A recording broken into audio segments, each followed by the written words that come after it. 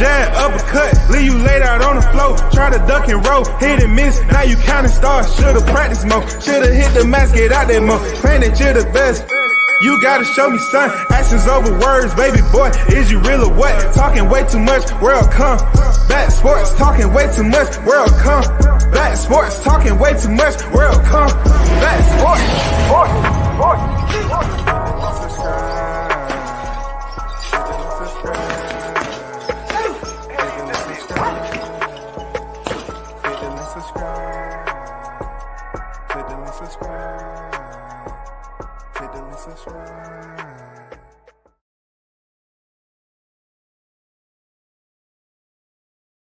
You know, one-on-one, just say to them, ask them, do you buy the pay-per-view, or are you illegally getting it? You know, are you stealing it? Oh man, motherfucker, I steal it. I said, well, there you go. But you're supporting your fight.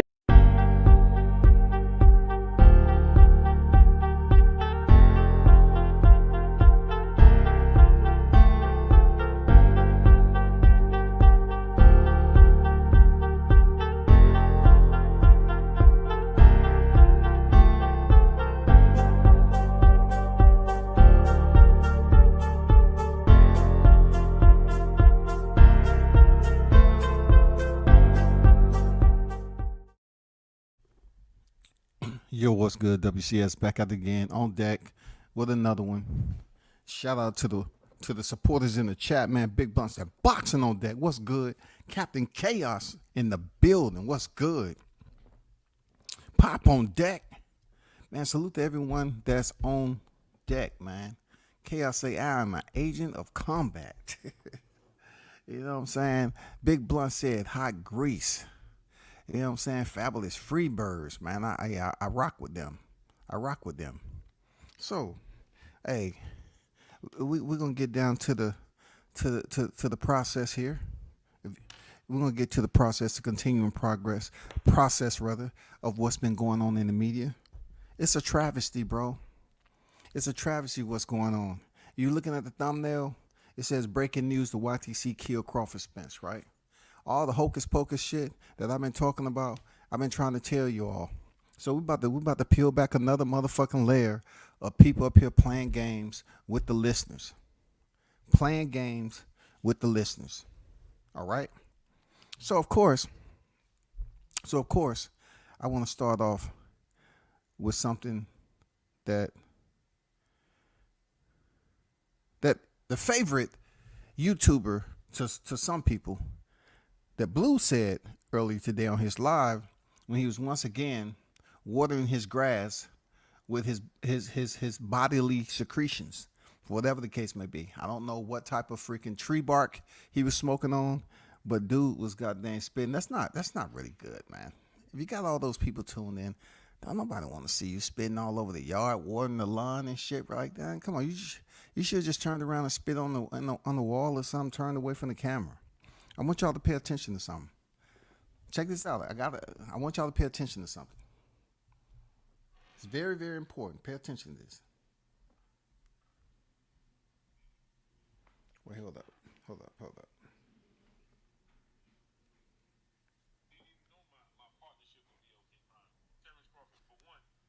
Terrence Crawford didn't even know my partnership with BOK Prime.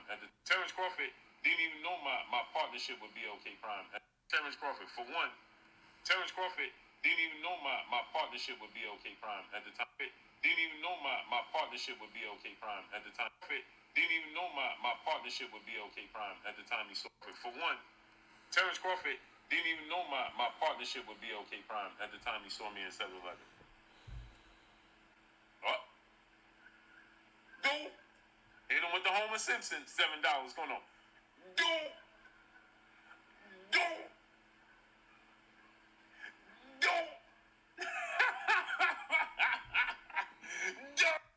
This guy never ceases to sit up here and make the goofballs laugh at that shit. So let me go back in time a little bit at Deontay Wilder's statue's unveiling. He said the champ didn't even know he was on the way. You know, he tried to act like it was a grand freaking announcement. He was going to grandstand once again. No one knew he was coming. Blah, blah, blah, blah, blah, blah, blah. Now, from the infamous meeting in Newark, New Jersey, Terrence Crawford had no idea that he was in partnership with BOK Prime. All right? Okay? He had no idea whatsoever. Listen to what I'm saying, because people think I'm just standing on his neck for no reason. So pretty much, he said himself, always wanted to be a surprise, like he's this infamous Al Heyman of YouTube. Okay? That's not the case. He said that Terrence Crawford didn't know he was in partnership. All right? Didn't know. Let that sit with you. Terrence Crawford, all people, didn't know that he was in partnership with BOK Prime. He did not know. He didn't have any indication, any clue, any hint, any telltale signs that so-called Blue was in partnership with BOK Prime when this infamous 7-Eleven encounter happened. This just get more interesting by the day. That's why I tell you, stay away from the hocus pocus, because it's going to leave you disappointed, upset, agitated. So let me pull up something right quick. All right? Let me pull up something. Let me go back a little bit. Matter of fact, let me just go right here. So, y'all heard the audio. So let me take you back on the reflection right quick. And y'all tell me, how is it possible for that shit to make sense? How is it possible?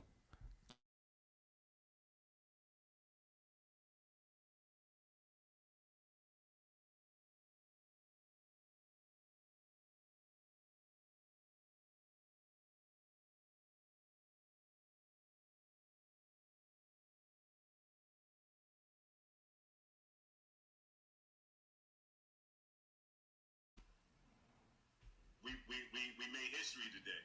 Signed my first fighter today. And here you go. None other than Brian Norman Jr. You know what I'm saying? And he will be featured September 30th in Atlanta, in his hometown. But just so y'all know, that fight never happened. Just so y'all know, it's October 22nd. That fight never happened. Just welcome, B. Norm. What's going on with you? No shot of B. You know what I'm saying? This is to expose Check your mic to see if it's your mic. Oh, what didn't happen. you hear me now? So check this out now.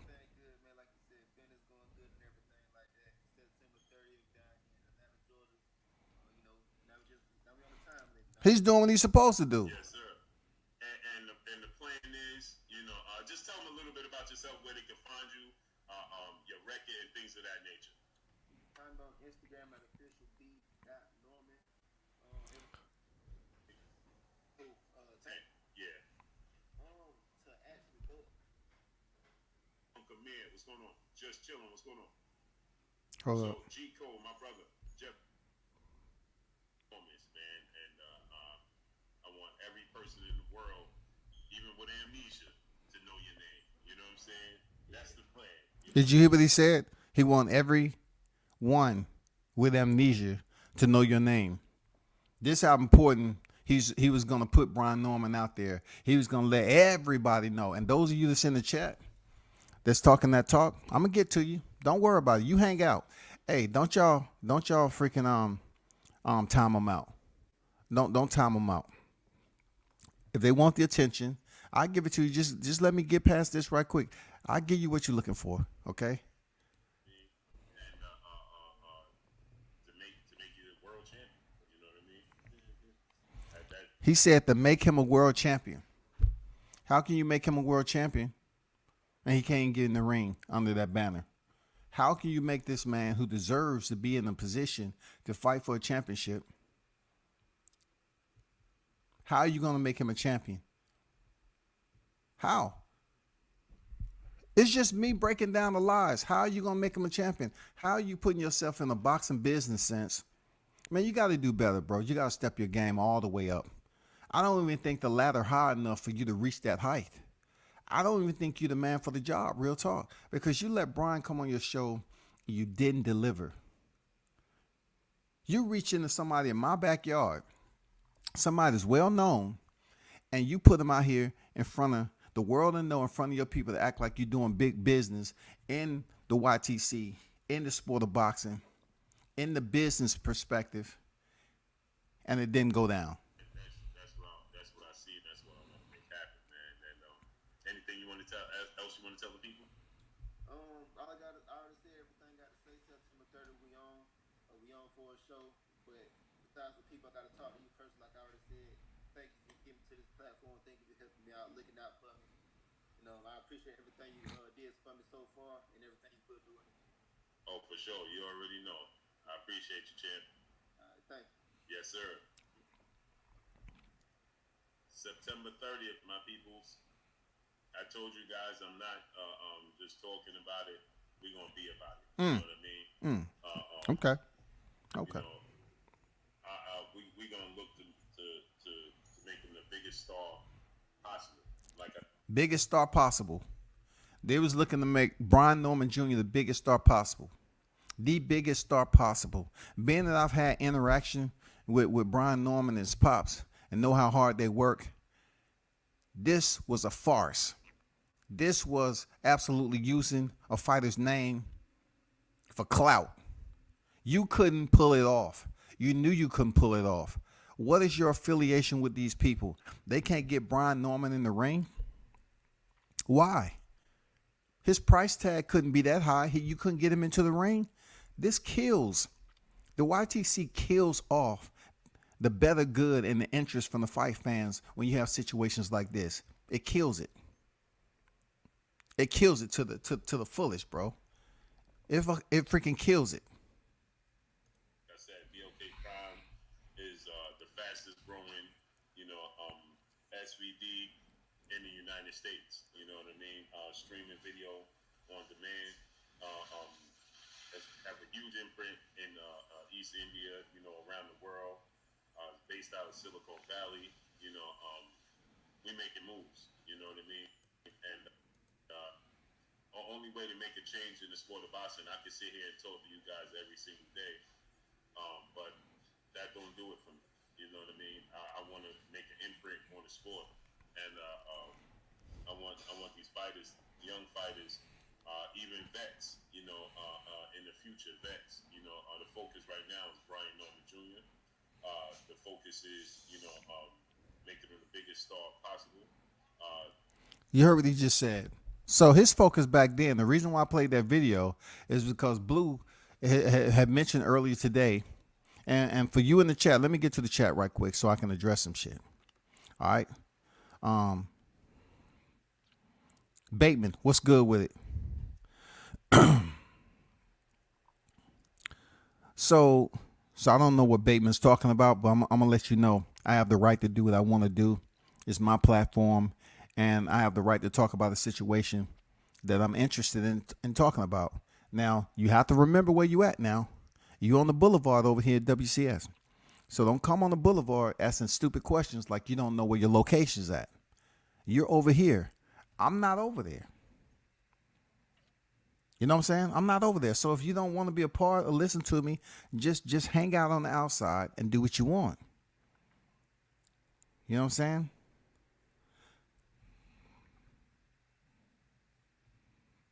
Don on deck, what's good?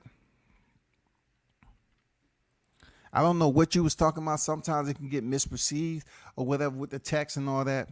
I don't know what you was meaning still talking about. Yes, I am. I'm still talking about it.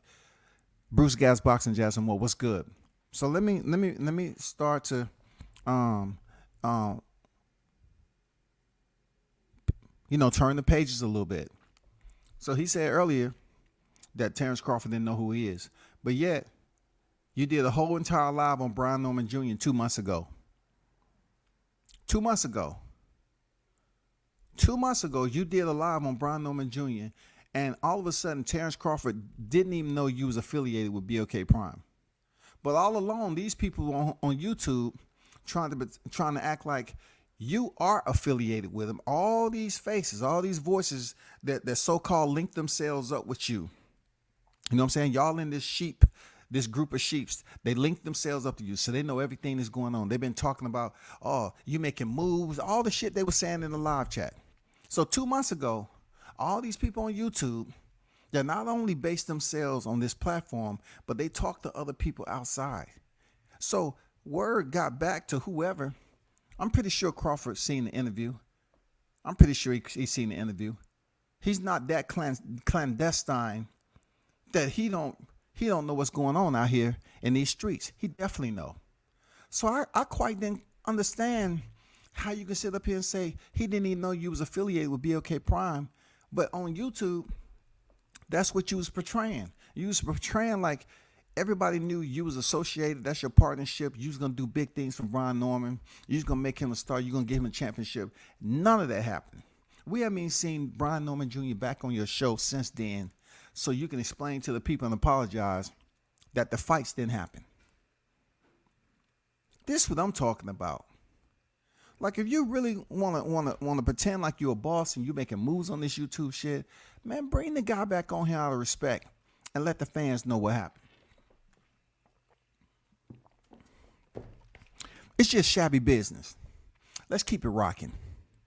So, what I heard recently puzzled me. I heard that around the April-May time frame or whatever, supposedly that BLK reached out to Terrence Crawford or whatever to potentially sign him to a multi-fight deal. This was way back April-May. So being that Blue was supposedly an affiliate of BLK Prime, he should have had awareness of BLK Prime reaching out to Crawford back then for a multi-fight deal. Okay? Because he had Brian Norman on his show 2 months ago. We only in October. So September, August. All right. So you look at July, June, May. So you got a smaller and smaller window. He had Brian Norman, they're gonna make him big star. BLK was talking about, you know, Brian Norman's gonna be the face and this, that, and the other. But I'm hearing news that BLK Prime potentially, allegedly reached out to Crawford early on when Crawford was damn near about to step in the ring with Yadinas Ugas. With Errol Spence, rather. Errol Spence was gonna step in the ring with Yadinas Ugas. They reached out to him back then. Now, Crawford had already had a fight in November of 2021. So supposedly, from what I heard, if I heard it correctly, they reached out to him before then, and Crawford was pretty much focused on making a fight with Errol Spence. He was focused on making the fight with Errol Spence with the PBC. That was his entire focus. Now, as these months went by, if that is indeed true, and they reached out, Blue had to know about them reaching out to Crawford way before that infamous encounter in Newark. He had to know. That's what happened when people sit up here and they want to embalm themselves, you know, and embalm themselves and enlarge their ego to ginormous sizes. And they like talking about what they're doing, but they don't care to cover their track, because a person like me, call them out on it, they're not going to really try to play into it too much. You know what I'm saying? Because they know what it is. But if that's the case, Brian Norman came on your show 2 months ago. You knew about Brian Norman and shit. But yet before that, I'm hearing that BLK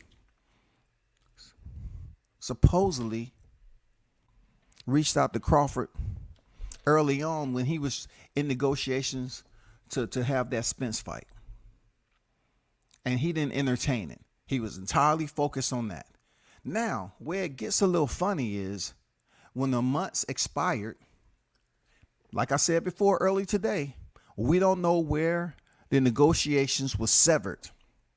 We don't know when the negotiations were severed because we heard Mike Carpenter. We read when Mike Carpenter came out and saying, all both fighters agreed, but they still having their attorneys do this and that and the other, whatever the case may be. But when it comes down to this transition from negotiations being severed with Spence to the point of re-engaging with BLK Prime, paperwork, attorneys reviewing it, sent back to them, having the opponent and everything. How did this all take place? And we've been talking about Errol Spence and Crawford for quite some time. So this shit all makes sense that Crawford was trying to make the fight by all means necessary. He was trying to make the fight with Spence by all means necessary. But yet, Spence is now coming out and acting like it was a weight issue. It's a weight issue all of a sudden. He's been active. It's a weight issue. It's a weight issue. I've been fighting welterweight all this time, this, that, and the other. But he just said a nigga could have fought him in November. Which one is it? It seems like it's a lot of confused people out here but me. You could have fought in November, but yet you're talking about weight issues. We got Terrence Crawford up here, focused entirely on Errol Spence freaking negotiation. In the meanwhile, you have supposedly BLK Prime interest in Terrence Crawford, interest in signing him, which if Blue was a partnership, he would know everything that took place this year with BLK reaching out to Terrence Crawford way before the 22nd in Newark. Whatever day he met him, the 21st or the 22nd, whatever day you met him, 23rd, he had to know if he's in deep with them like that. On the other hand, the person I was speaking with, he was pretty much saying it's a great possibility that he's not deeply affiliated like he want people to think, because them individuals are really the ones that's at the top. They really not reaching out and giving him that authority to speak on their behalf like that. He might have some type of partnership. I'm not denying that. He may have some partnership. But it's hard to convince people that you're in control of your partnership when you couldn't even get Brian Norman in the ring.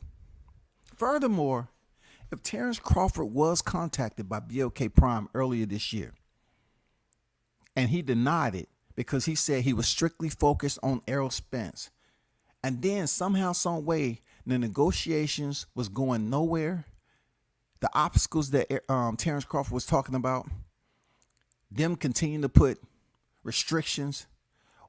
At that point in time, if you're really affiliated with BLK, they would have been keeping you abreast to say, now you can talk about the shit. Now we are free reigned to pretty much let the public know everything is going well. We are in negotiation with Terrence Crawford, David Avanesian. That shit didn't happen 30 minutes after the announcement that the fight is off. That shit, no, we're not believing that. What we want to know is, how long was it that BLK knew that negotiations were severed, consummated with PBC? When was the contract sent over? That's all I want to know. When was the contract sent over for this to begin the process of Crawford linking up to fight Avanesian in Omaha, Nebraska?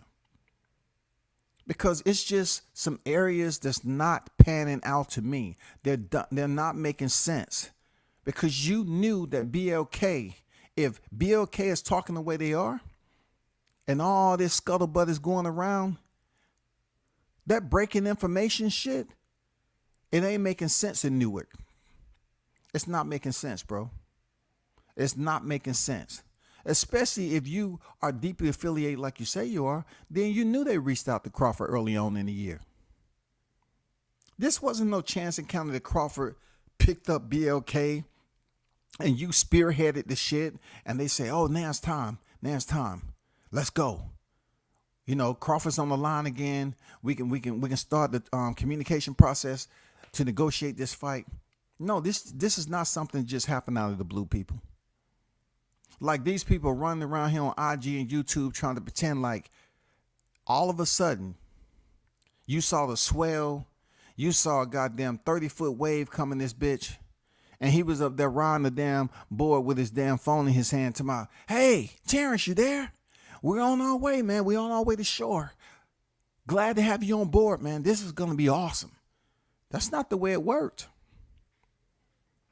It's too many people that's being led on about this particular situation.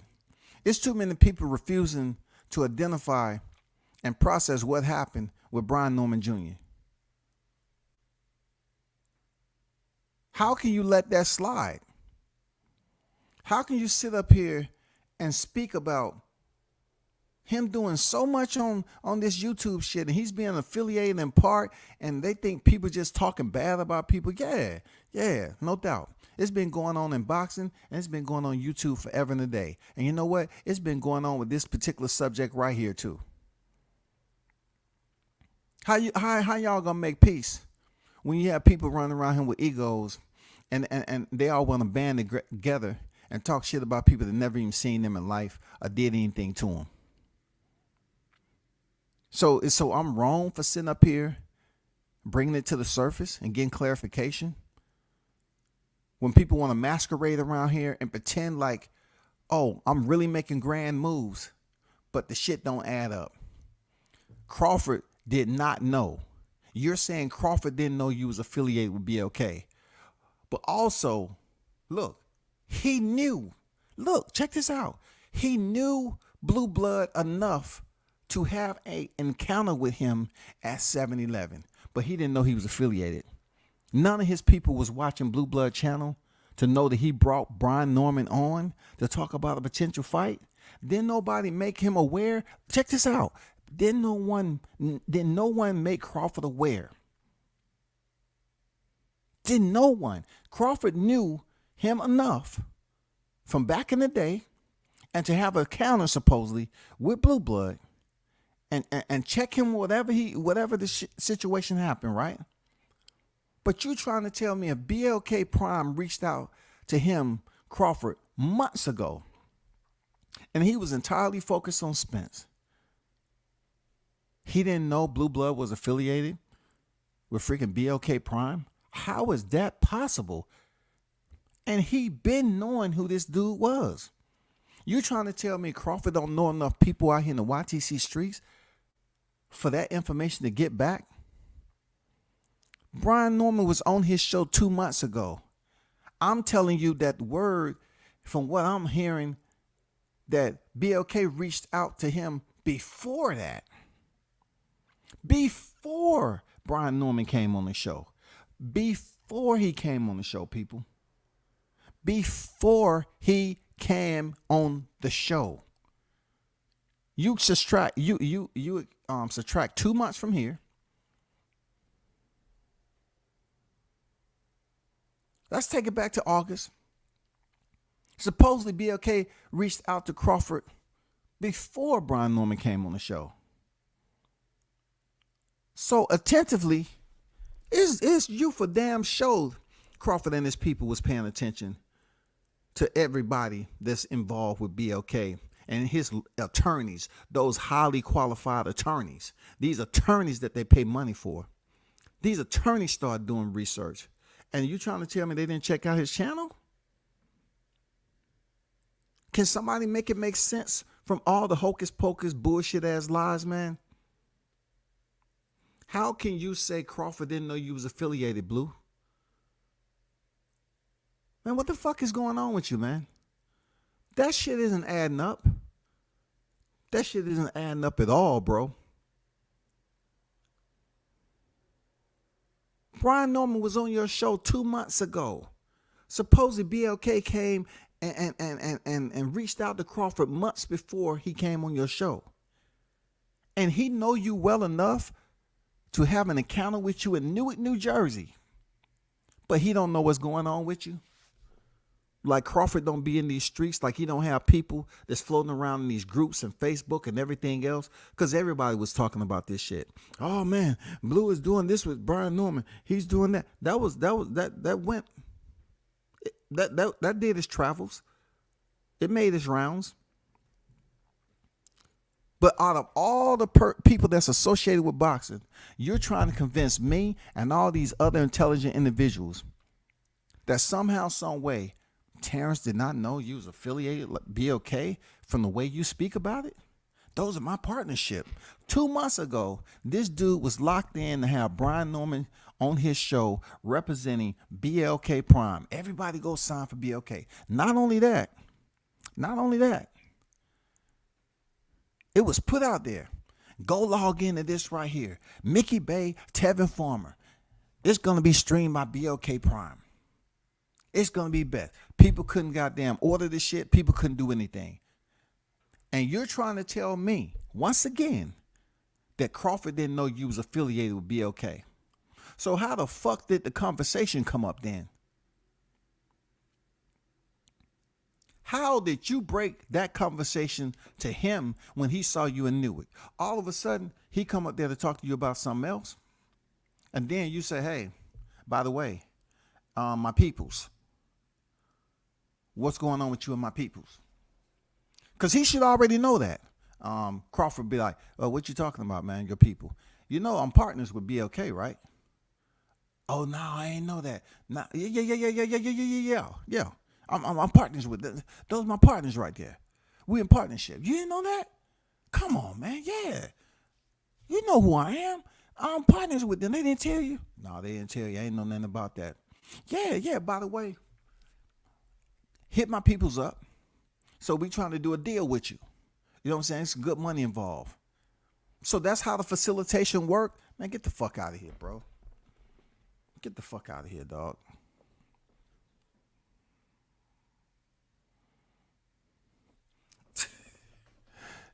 Shit, man.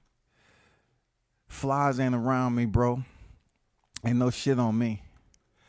Shout out to Captain Chaos with the $2 super chat. Say Blue so full of shit, he was squatting the flies away. Hey, man, that shit didn't make any sense. Flex, what's good? Team Bud, salute. Al on deck. Andrew, what's good with it? The emotional breakdown from the Spence side have been epic the last couple of days. Everybody knew this fight wasn't happening this year or should have known. See, that's what I appreciate about the listeners this on this boulevard, right? They know. They know. How is this possible? Tell me how this is. Guess what I've seen out there. This is not me. This is not me, bro. People, how is this out there already? This is not me. That's not me. Real talk. This is my main focus right here, man. The YTC killed Crawford and Spence as it pertains to media. You have so many individuals want to be a part of something that they want their listeners to think they're doing big things. They're making big moves. It's special. But yet all they did was damn destroy the fight. I never seen a group of people talk so bad about the opponent and they wanted to be the biggest fight. But yet, motherfucker, I steal it. They're not paying for it. If PBC would have put this on, there's no way the price point of the PPV would have been $39.95. No way in hell.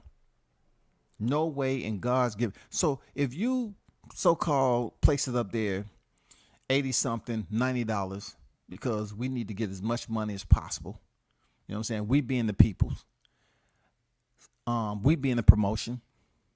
They need to make as much money as possible. How in the hell are these individuals going to pay for that shit?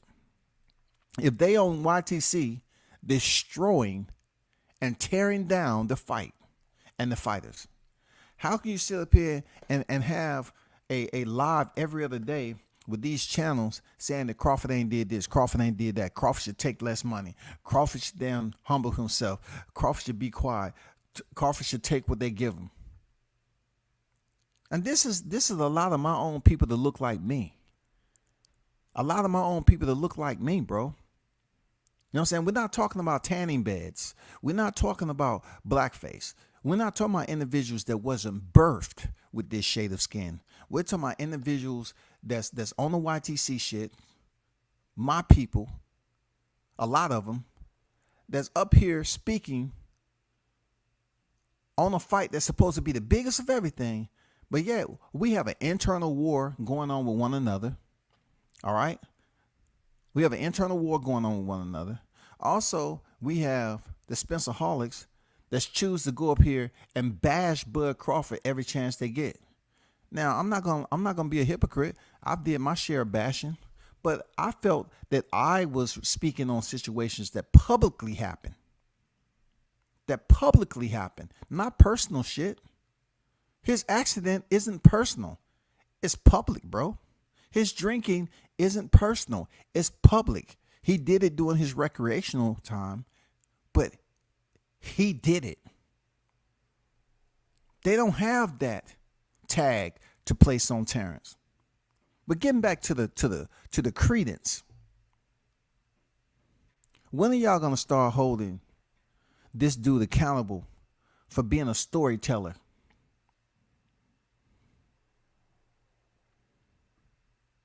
He the only black leprechaun I know.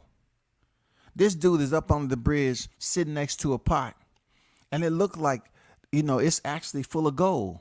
But it ain't nothing but the little tokens that you find in Chuck E. Cheese. This shit ain't real. Oh man, damn. You got it going on, man. That's a lot of gold you got over there, bro. I was wondering where you was at. Yeah, I've been doing the damn thing. Oh, they reach over there to grab. Damn, these motherfuckers light. I ain't no gold with this light. This is motherfucking real gold though. Nah, man. It's the tokens. The same company who make the tokens at Chuck E. Cheese. Yeah, that's what I got. I just filled it all the way up. I got a big bag. I got a big bag of 5,000 tokens. You feel me? For $3. Hold on for a second, y'all. Hold on.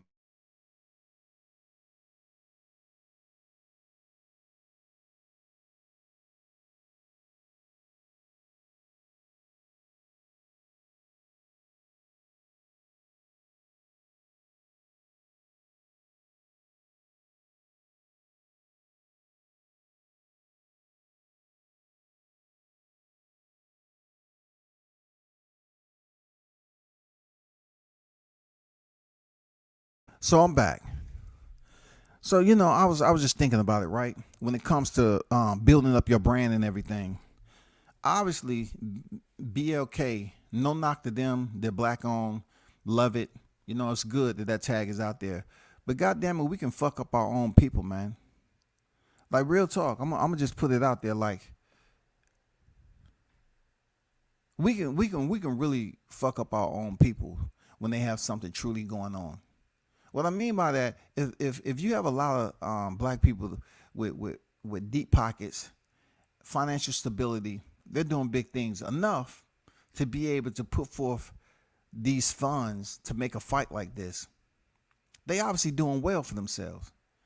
But your representative, the representative here on a platform as big as YouTube, I think that's where it fails. I think that's where some reconsideration should be taken. You know what I'm saying? Serious reconsideration. Because you're talking about the individuals that has a bunch of people that tune in and they love being a part of a dysfunctional relationship. And they're not even holding themselves accountable to use the intelligence that God gave them. They'd rather go around here faking the funk and saying, hey, we made Terrence Crawford, David Ebenezer. Get the fuck out of here. Y'all didn't do shit. You're lying to the fucking people, bro. You're lying to the motherfucking people. You said Crawford didn't know that you was affiliated, but you had Brian Norman on your show 2 months ago, and several months before that, supposedly they reached out to Crawford to try to entice him into signing a multi-fight deal for what I heard. So if that is indeed the case, Crawford had to know. He had to know that y'all was throwing the line out there. He didn't choose to entertain it. You was throwing the line out there, but yet he was focused on the premier boxing champions and Showtime.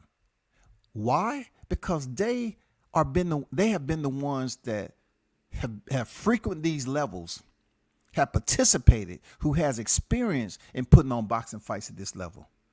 Not BOK. They don't. So if I get this correct, if I'm correct, right? You're telling me that BLK was attempting to compete with PBC and Showtime? Was it going to be some type of co-ops? How were we to think that a fight of this magnitude, several months before Brian Norman came on your show, a fight of this magnitude was going to be spearheaded by an organization or entity that never did it before while they've been in business, while they've been established? How is they supposed to make millions upon millions unless they have individuals that are super deep and they can put the money out there? What was going to be the price point? Where's all this administrative logistics back then?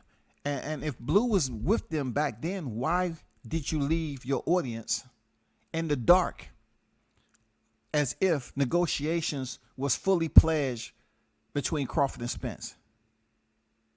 If you somewhat knew Spence wasn't trying to make the fight and he up here complaining about his weight, why you didn't let your people know? Why were you sitting up here highlighting that a fight date was going to be in November when the fight itself was never going to be in November? Because you have to have a fight. You have to have a fight agreed upon and signed, sealed, delivered for that announcement to be official. That was never the case. So who was Errol Spence going to fight in November? Stanthionis? Why is he complaining about weight? Why wasn't he on this tirade before time, before the announcement broke? Why didn't he come out here and let the people know that he's been in the welterweight division for quite some time and his weight and all this other blah blah blah shit? Let me let you listen to something, bro, that one of my constituents sent me. You know what I'm saying? Maybe it'll be a lot more seriousness taken into this boxing game if maybe Errol Spence wouldn't have his people out here talking about, oh man, let me tell you this is my debate.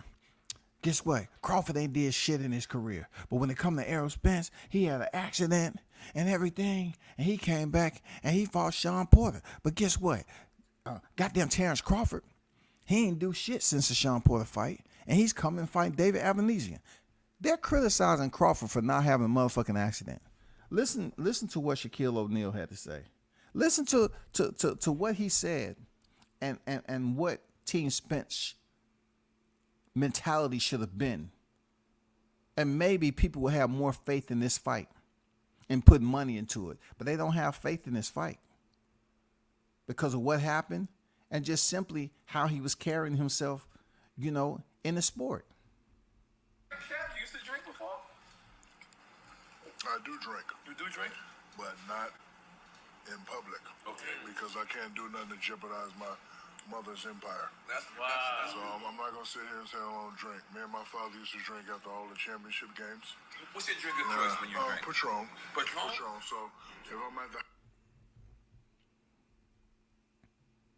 house, I'll drink, but I'm not gonna drink at a restaurant and jump in the car and then, because my father always used to tell me, if you mess the money up, your mama ain't gonna have no house.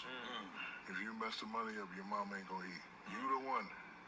God has chosen you to get this family out of Brick City. So if you mess up, so I drink at the crib, but I'm not gonna drink on the show.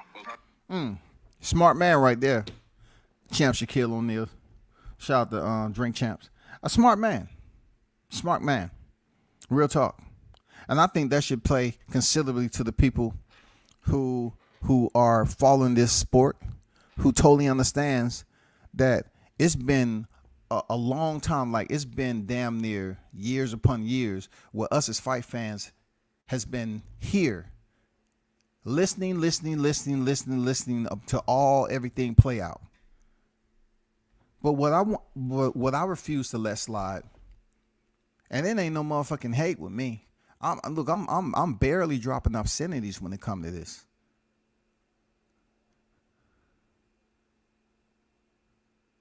I'm just trying to help certain people understand that it's not okay to sit up here and continue to lie to the people as if you respect who they are anyway. Shit ain't adding up on how long you knew about any type of potential relationship that was going on with BLK Prime and Terrence Crawford. If he brushed y'all off, y'all as being the who your affiliate, if he brushed y'all off and he wanted to just focus on Showtime and PBC, then that's what it is. You should have let the people know a long time ago. But then if you was really close to the game and they was keeping you abreast of negotiations and you had all your sources and everything, why play along with the bullshit?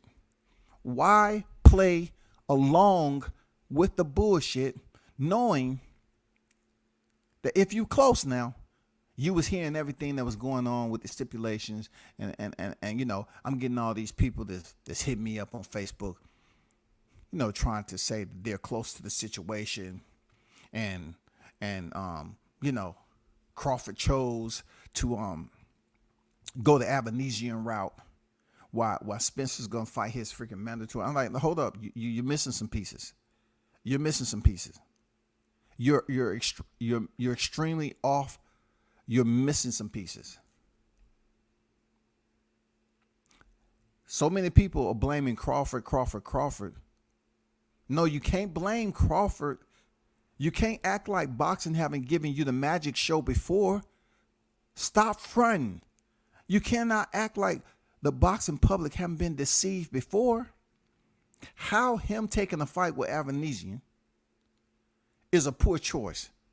If he's going to come out making more money than he would have hanging around with some bullshit ass negotiations for a fight that wasn't going to happen because Spence didn't want it. He's coming out talking about weight all of a sudden. He didn't want the fucking fight. Explain that bullshit to me. Explain how you can go through the negotiations and Crawford is taking the Avenesian fight, but Spence is talking about weight. How is that fucking? How are you gonna fight in November? How are you gonna tell the people that you could, nigga, I could have fought in November, but you're talking about weight? I think you kind of probably ballooned up in weight again, and you would have had a hard time getting back. You didn't want to dial it back in. You know what I'm saying? You didn't want to dial it back in, bro.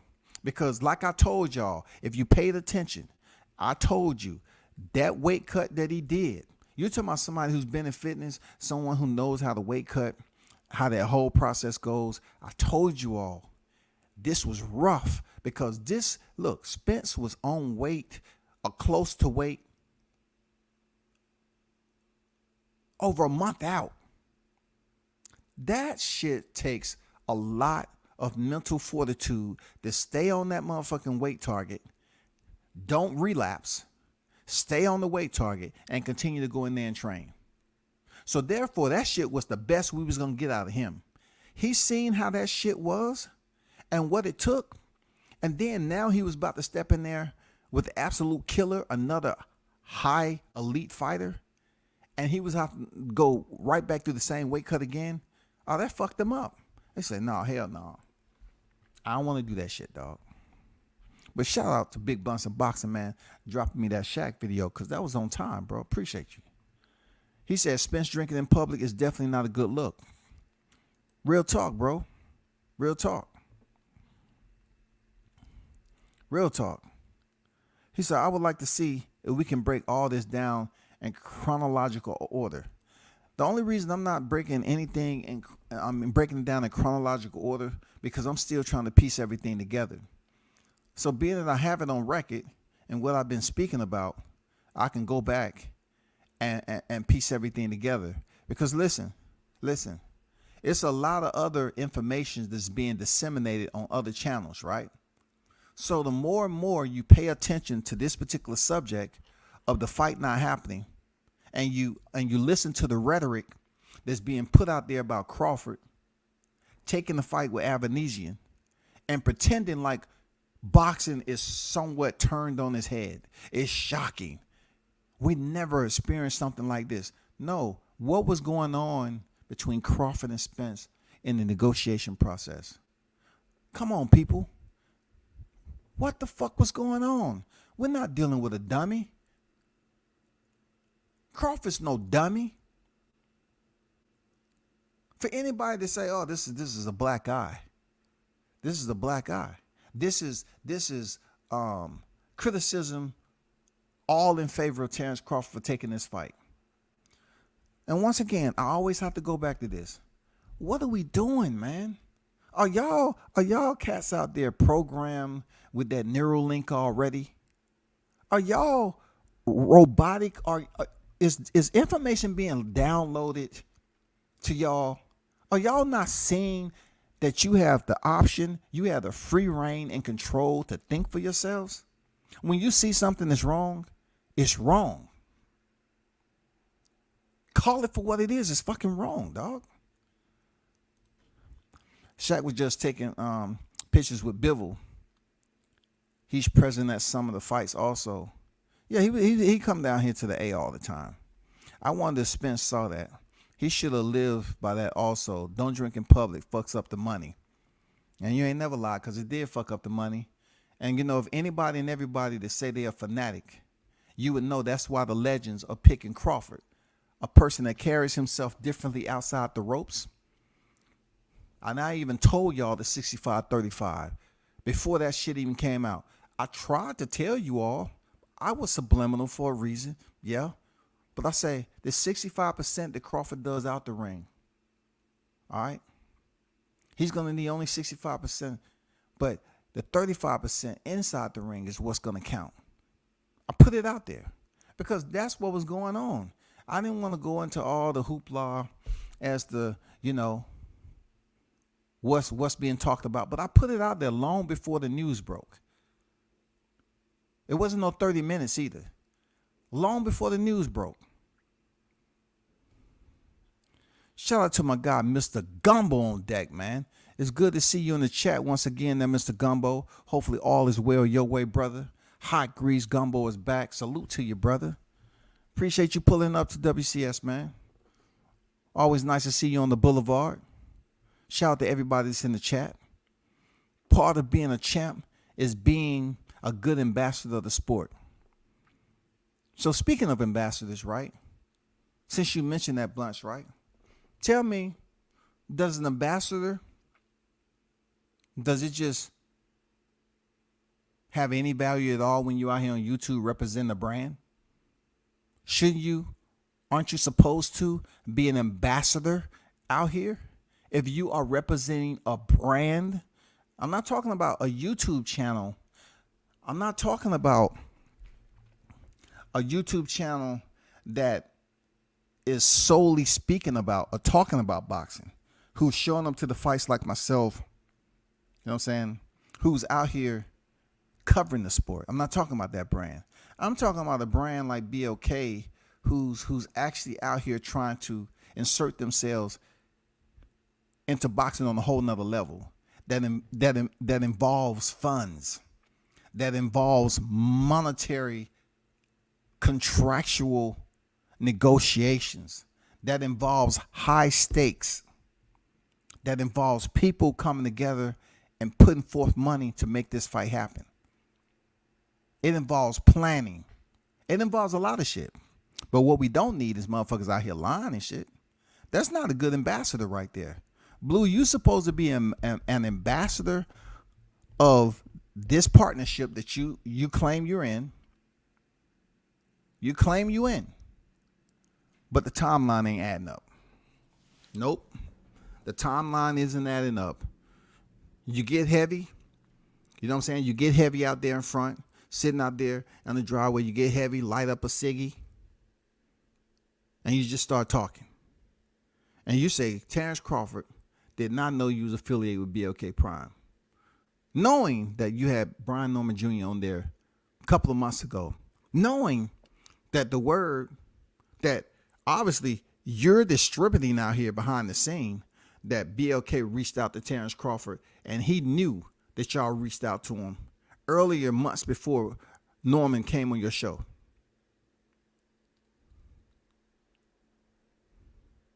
How are these people getting this information out? Wasn't nobody really paying no attention to BLK until you brought Brian Norman on here and say, oh, he's the first fighter that you signed. So why is information coming out that BLK Prime reached out to Crawford months before that, and they was trying to sign him to a multi-fight deal? You're trying to tell me the word was disseminated on YouTube and you weren't the one telling it? So if that's indeed the case, Blue, you knew about the information months ago that they was trying to sign him. Not only that, you knew potentially, if they was keeping you abreast, you knew potentially that they was going to try to set up another fight. Because the Errol Spence and Crawford situation, it wasn't going along as planned. It wasn't going along smoothly. So if, like I said, if they was keeping you abreast, you knew about the ebbs and flows, what the talks were about behind the scene. That's if, once again, they keep you abreast of what's going on now. You could be left in the dark like they told me you were. There's a lot of people that's saying that you're not being told everything. They might have you a part of something, but they're not giving you all the information. I don't know. But for this YouTube voices to be going around here saying that BLK was reaching out to Crawford back then, and then all of a sudden, you know, I put it together. I said earlier today, I said, I need to know when the talks actually stop. I don't care about the 30 minutes signing after the announcement. No, bullshit. I don't care about that shit. When did the paperwork initially hit Terrence Crawford and negotiations was severed? Because it seems to me that Terrence Crawford was always the one that was making the fight, trying to make the fight, and Errol Spence and PBC was the one holding up the fight. They was damn near trying to send the man in there broke. They wanted him to fight for free. They wanted him to fight for free, but the boxing public is trying to turn and point the finger at him and say, oh man, it's fucked up that he fighting David Amnesian. He ducked. How the fuck did he duck? He's supposed to hang around like a slave, right? He's supposed to hang around and act like he illiterate, still don't know how to read. He don't have any people out here that's frequenting YouTube. That's a bullshit ass lie. You don't have people frequenting Facebook enough to know who's associated with BLK Prime, especially somebody who parades around here like he's a celebrity. And you're going to tell the people that Terrence Crawford didn't know I was even with BLK. But you going around here gotten people putting posts up on IG and shit, acting like they actually a part of something that deals with an 8-figure deal. Man, get the fuck out of here, dog. What the hell is going on with y'all dudes, man? What the fuck is going on, man? God damn, dog. Part of being a champ is being a good ambassador. Say one more again, shawty. Say one more again. Mr. Gumbo, salute to you dropping the hot grease in that super chat. For sure. You know, thanks for dropping that 20 there, Mr. Gumbo. You know what it is, brother. One love to you.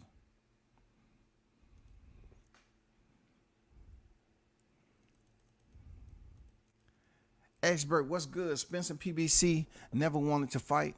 Yes, Spence too. They played everyone gullible enough to listen. Real talk, man. Real talk. Man, I want to chop it up with you. Especially the Expert Genius. Ain't heard you since the news came out. Expert was just on here not too long ago, but... Oh, okay. I know what you're talking about. Oh, I got you.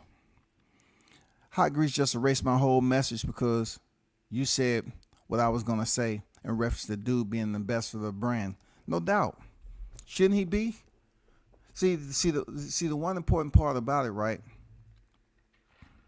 When back in the day when someone inserted their spouse into making more money than me, and he's living off a military pension.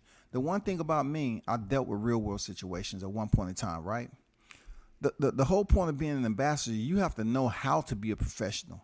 A lot of these cats haven't been in a position. They haven't been in front of being an ambassador where you have to conduct yourself in a manner that reflects both at work and out of work. They haven't been there. This is a whole big carnival. This is a motherfucking circus. You're dealing with someone on a high level like this that has an affiliate, a talent agent that's supposed to be out here gathering fighters. So I'm saying to myself, Blue, why is your numbers so low?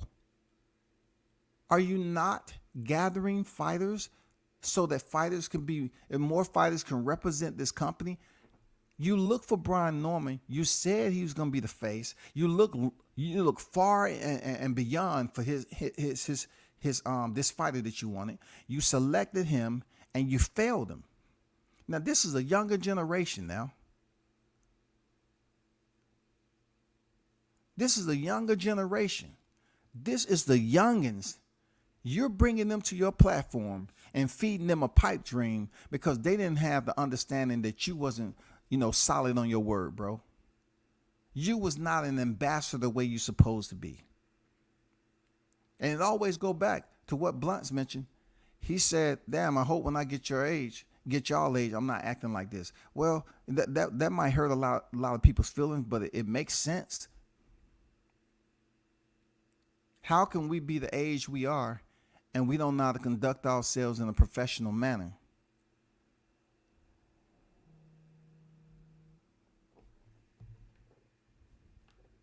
I mean, that's extremely important, is it not? You can't sit up here and continue to allow the people and expect somebody like myself to sit back and allow it to just pass by and say, you know what, I'm going to let that shit ride. I'm going to let that shit ride right there. Especially a fighter I rock heavy with, bro. Don't let this shit go over y'all heads. I'm cooking right now. Appreciate you, bro. Expert Genius said, I've been working. I can respect it, bro. You and I both. Hope you and your fam doing good. I got off at 9:45. I feel you. Bilash on deck. What's good?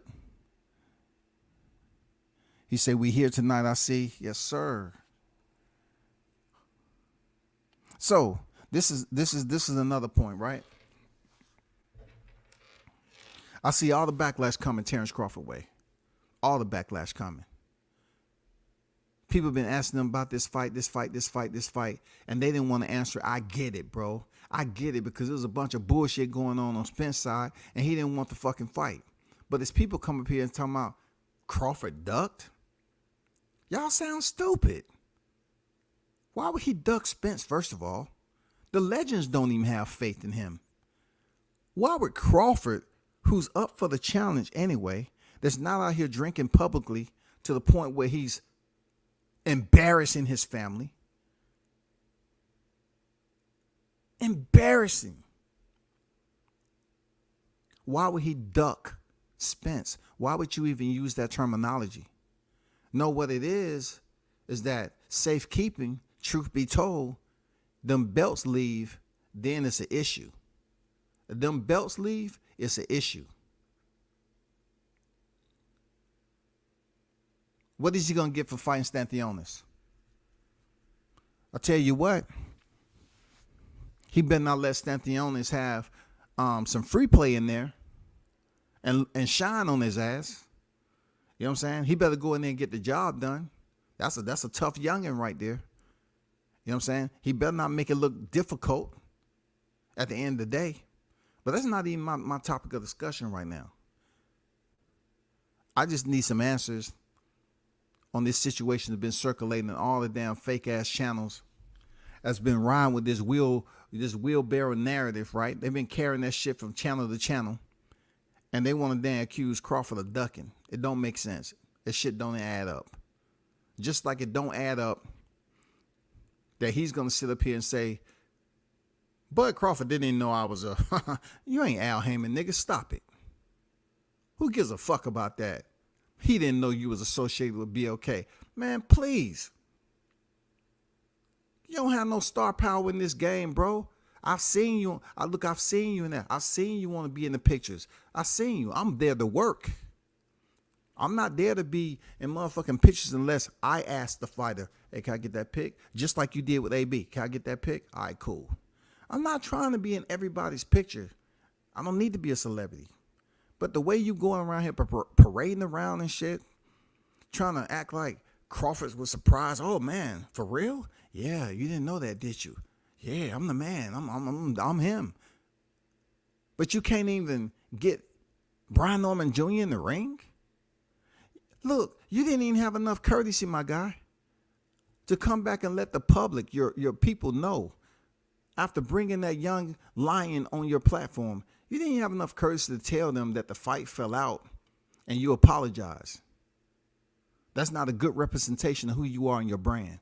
You should apologize to the people, bro. That's some bullshit, bro. That's some motherfucking bullshit, bro.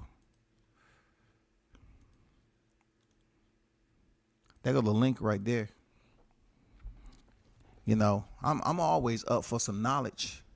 But, you know, when I'm hearing shit that BLK was reaching out previously, months before Norman came on the show, I say, oh, this has gotten interesting.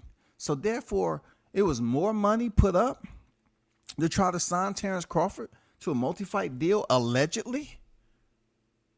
BLK was trying to sign Terrence Crawford to a multi-fight deal for more money when he was locked in to do negotiations with Spence with PBC.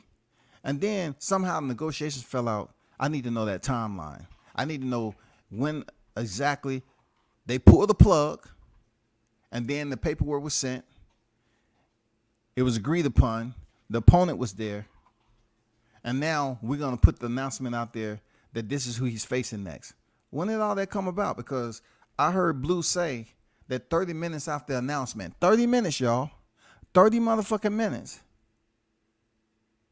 they signed. What's going on, Blunts? How you feeling, bro? What's good? What's good? What's good? I'm chilling, bro. I'm chilling. Good to have you on the panel once again. Always you know what I'm saying? Yes, sir. Thanks for dropping those gems, man. That look, you know, the little small things that float around and make the ripples in the pond and shit. Of course. I felt like that was very essential because you had said, as soon as you said his drinking was public, that came to my mind instantly. You know, that's a man of money right there who specifically said that he refuses to consume alcohol in public and get in the car because it has the potential to fuck up the money. And even if someone's seen him, not the fact he get a DWI, but if someone's seen him. So I think that was important, man. I wanna talk to the guys, man. I want to talk to everybody. I need the guys to jump on the link too, man. Genius, anybody, man. Balash. But man, I got questions. I don't even know where to start. I got questions. I'm mind boggled. Like truly mind boggled. It is mind boggling, man. People are not even like, you know, you ask questions. You're an individual that asks questions. You know what I'm saying? You are in a rhythm right now where you're visiting multi-platforms and you're retaining information. Heavy. So therefore, if you can process this information and do your own troubleshooting, why doesn't that shit reciprocate across the YTC though? Why don't they take the same mentality? Absolutely. I don't know why I'm hearing everywhere I go. I'm you know, for 9 at 9 a.m., coach at 3, pull counter boxing, just do Young Bill. I'm everywhere. And it's like I'm hearing so much shit. And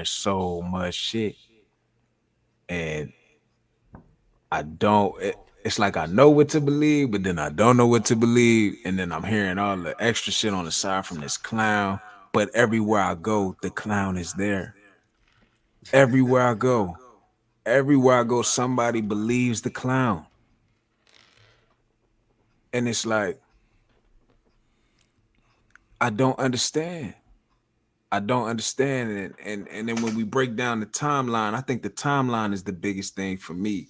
Before we get into the meat and potatoes, who's really trying to make the fight, who's ducking,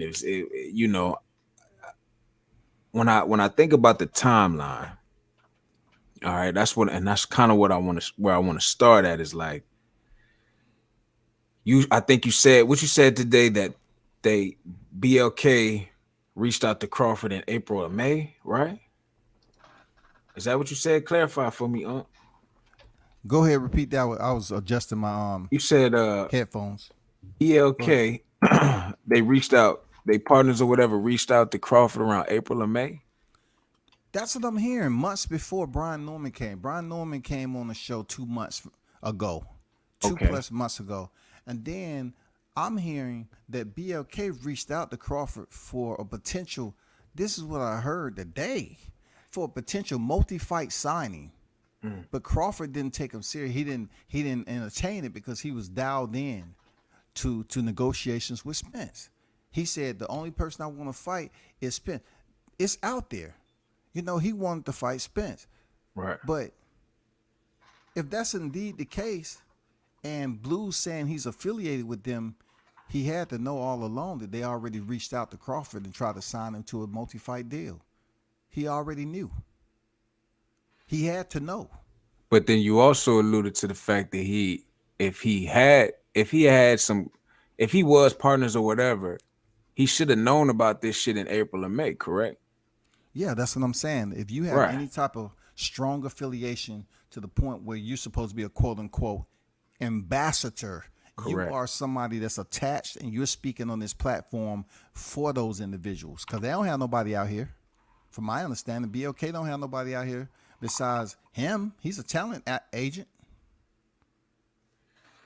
So, but then earlier in the day, we spoke on how Blue said, you played some audio about Blue saying Buzz signed just a matter of days ago. Yeah, he signed a matter of days ago. Let me play that audio. Yeah. Let me play that audio from the earlier stream. Y'all got to hear this because some just don't make sense. So, you know what I'm saying? We piecing it together. Some don't make sense. Let me see what this is right here. Because go ahead. He got to sign with BOKPrime.com, which happen to be, you guys know, my partners.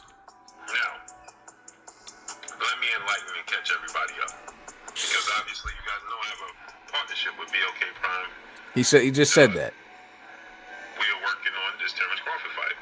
We are working on this. Terrence Crawford fight, yes. Terrence Crawford, from the moment, I'm gonna give it to you honest and real.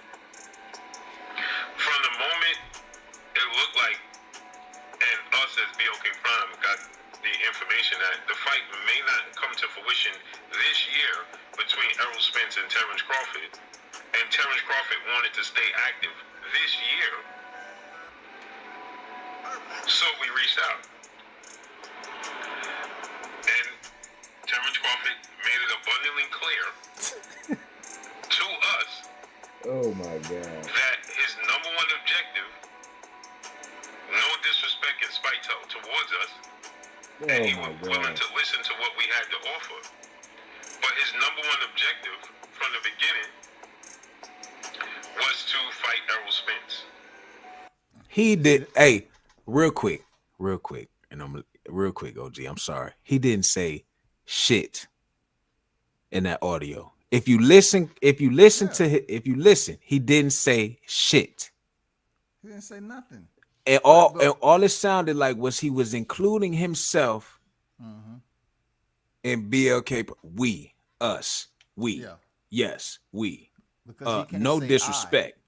He can't Yeah, say I, because he's not independently making any decisions for these people, because he can't say I. He has to combine himself with them for the clout aspect of it, to try to pretend or lead on the people like he really have a position in this shit. And he ain't saying that, like you said. He ain't saying nothing. Let me finish this audio right quick. yeah. Nobody else. Okay? He made it abundantly clear from the very beginning. And that's where I had a question there, Blunts. He made it abundantly clear from the beginning. The beginning is not when the negotiations were severed. He mentioned that they had reached out, and Terrence said he was focused on Errol Spence. That couldn't have been recent if the negotiations was freaking strained, and it wasn't going anywhere. This had to be months ago that Crawford told them that he was focused entirely on Errol Spence. Correct. That's what he's not explaining to the damn listeners. Correct. I need to fight Errol Spence Jr. He even stated, I'm going to fight Errol Spence Jr. because I'm going to whip his ass. Everybody His sister thinks just that said I'm going that. to lose to him. Right. I want to fight Errol Spence. So if that happens to fall through, we can visit the opportunity of giving you guys the opportunity to help me stay busy. Bam. So that proves what I just said about the months ago. He said if that falls through, this wasn't something that was just being spoken on several weeks ago. If this falls through, no, this shit has been talked about for quite some time. This just didn't happen. Right? And so, once it got to the twilight hours and Terrence Crawford understood and realized that he was not going to fight Errol Spence this year. So I see people asking me, well, Blue, he had this plan in place. He was already signed to fight David Avanesian. No, he was not. David Avanesian and Terrence Crawford both signed a deal yesterday. When the news broke of the fight, Terrence Crawford had just signed maybe 30 to 40 minutes before that. Man, stop it. Go ahead, Blunt. Respond to that, bro. So, all right. So here's my response. Right. He didn't sign. So I don't even want to think about him right now. I don't even want to think about the circus clown right now. I just want to think about the terms of the deal. Because what you said makes a little bit more sense to me about if they reached out in April or May, and I mean, if it was that's when the negotiations were at its strongest with Crawford focusing on Spence. It couldn't have been the latter because Crawford's team has been on record. They've been on record talking about, hey, I'm not holding up the fight. I'm agreeing to everything. I'm agreeing to everything. At that point, Crawford is not talking about focus on Spence. We already know he is. If they reached out to him earlier, months ago, he probably told them, I'm focused entirely on Errol Spence Jr., man. If y'all trying to offer me a deal, I'm focused on him. That's who I want to fight. They might have came to him, real talk, Blunts. They might have came to him and tried to offer him David Avanesian, man. Or what if? Okay, so we got to understand that BLK Prime is most like they came to him. We're not talking about Circus Clown. We just saying BLK Prime came to Crawford with an offer. Yeah. Crawford never went looking for BLK Prime at no point during this entire thing. Solid point. Okay. Solid point. if they came to him, but okay, so that leads me to ask this question: do you think so you don't think Crawford wanted a tune-up? Hell no. For what? Why would he need a tune-up before Spence? Why would he need a tune-up? Are we gonna have a debate on if we think he can beat Udenis Ugas? Is there a debate on whether Crawford could have beat? Okay, so if there's no debate and and Yardenis Ugas did what he did to the Errol Spence at the time he did it, why would we have any question about Crawford being ready to fight Spence? And these fighters are fighting like once or twice a year anyway. It wouldn't have made no sense. So if they, I'm saying, so if they came to him in April, and let's say April or May, maybe even early June, late May, early June, they came to him with an offer, and he told them, "I'm focused entirely on Spence." And they say to him, I mean, he says, "I don't need a tune up. I don't want a tune up. Whatever." I mean, they just, what do they just offer him an opponent and some money and say, "Listen, if you want this, it's on the table"? From my understanding, they was trying to offer him. Or are they trying to grow their platform while he's inactive? Or I mean, well, actually, let me ask you this, because it is another promotional, like if this is what that is, because this fight still has to get sanctioned by the sanctioning bodies, right? Is it legal for them to step in and make an offer while something this major is going on? That's tampering. You're talking about malicious tampering, right?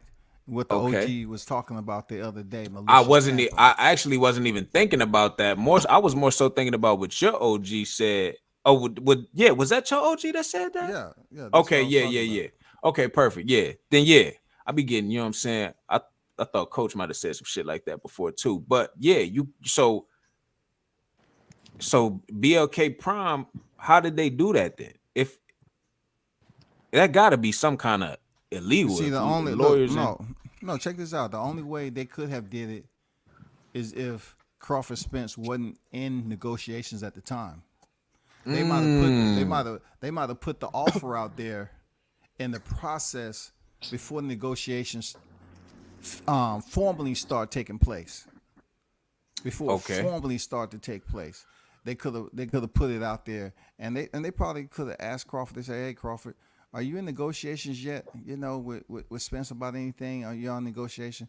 He could have told them straight up, "No." You know, they could have said, "Okay, let's carry on with what we call you for." It could have went down like that. I don't know. I'm just right. It could have went down like that. Yeah, but it's no way, no how you think BLK is gonna come over there to Showtime to compete with Showtime and PBC Al Heyman while they're negotiating and really start to put their foot down. That shit ain't happening. Okay, so just logically thinking, then this shit had to have happened before he got into talks with Spence. If indeed, yeah, that's when it went down earlier. Like Blue ain't giving the timeline, but he said when they spoke to him, he said, "I'm entirely focused on Errol." Why would that be in recent weeks? That don't make no sense.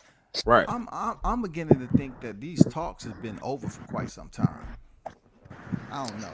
It's hard for me to say that though, Blunt. Real talk, it's hard for me to say that because we've been hearing November. It's gonna happen in November. But we specifically heard November 19th, but come to find out the dude he's fighting has a fight scheduled for that date. I mean, to me, when I look at shit like that, I don't view that as, it's a little windy in your background, James. My bad. Are you good? I don't view that as that's not, like, to me, that's not a coincidence. I feel like, you know, there was some information.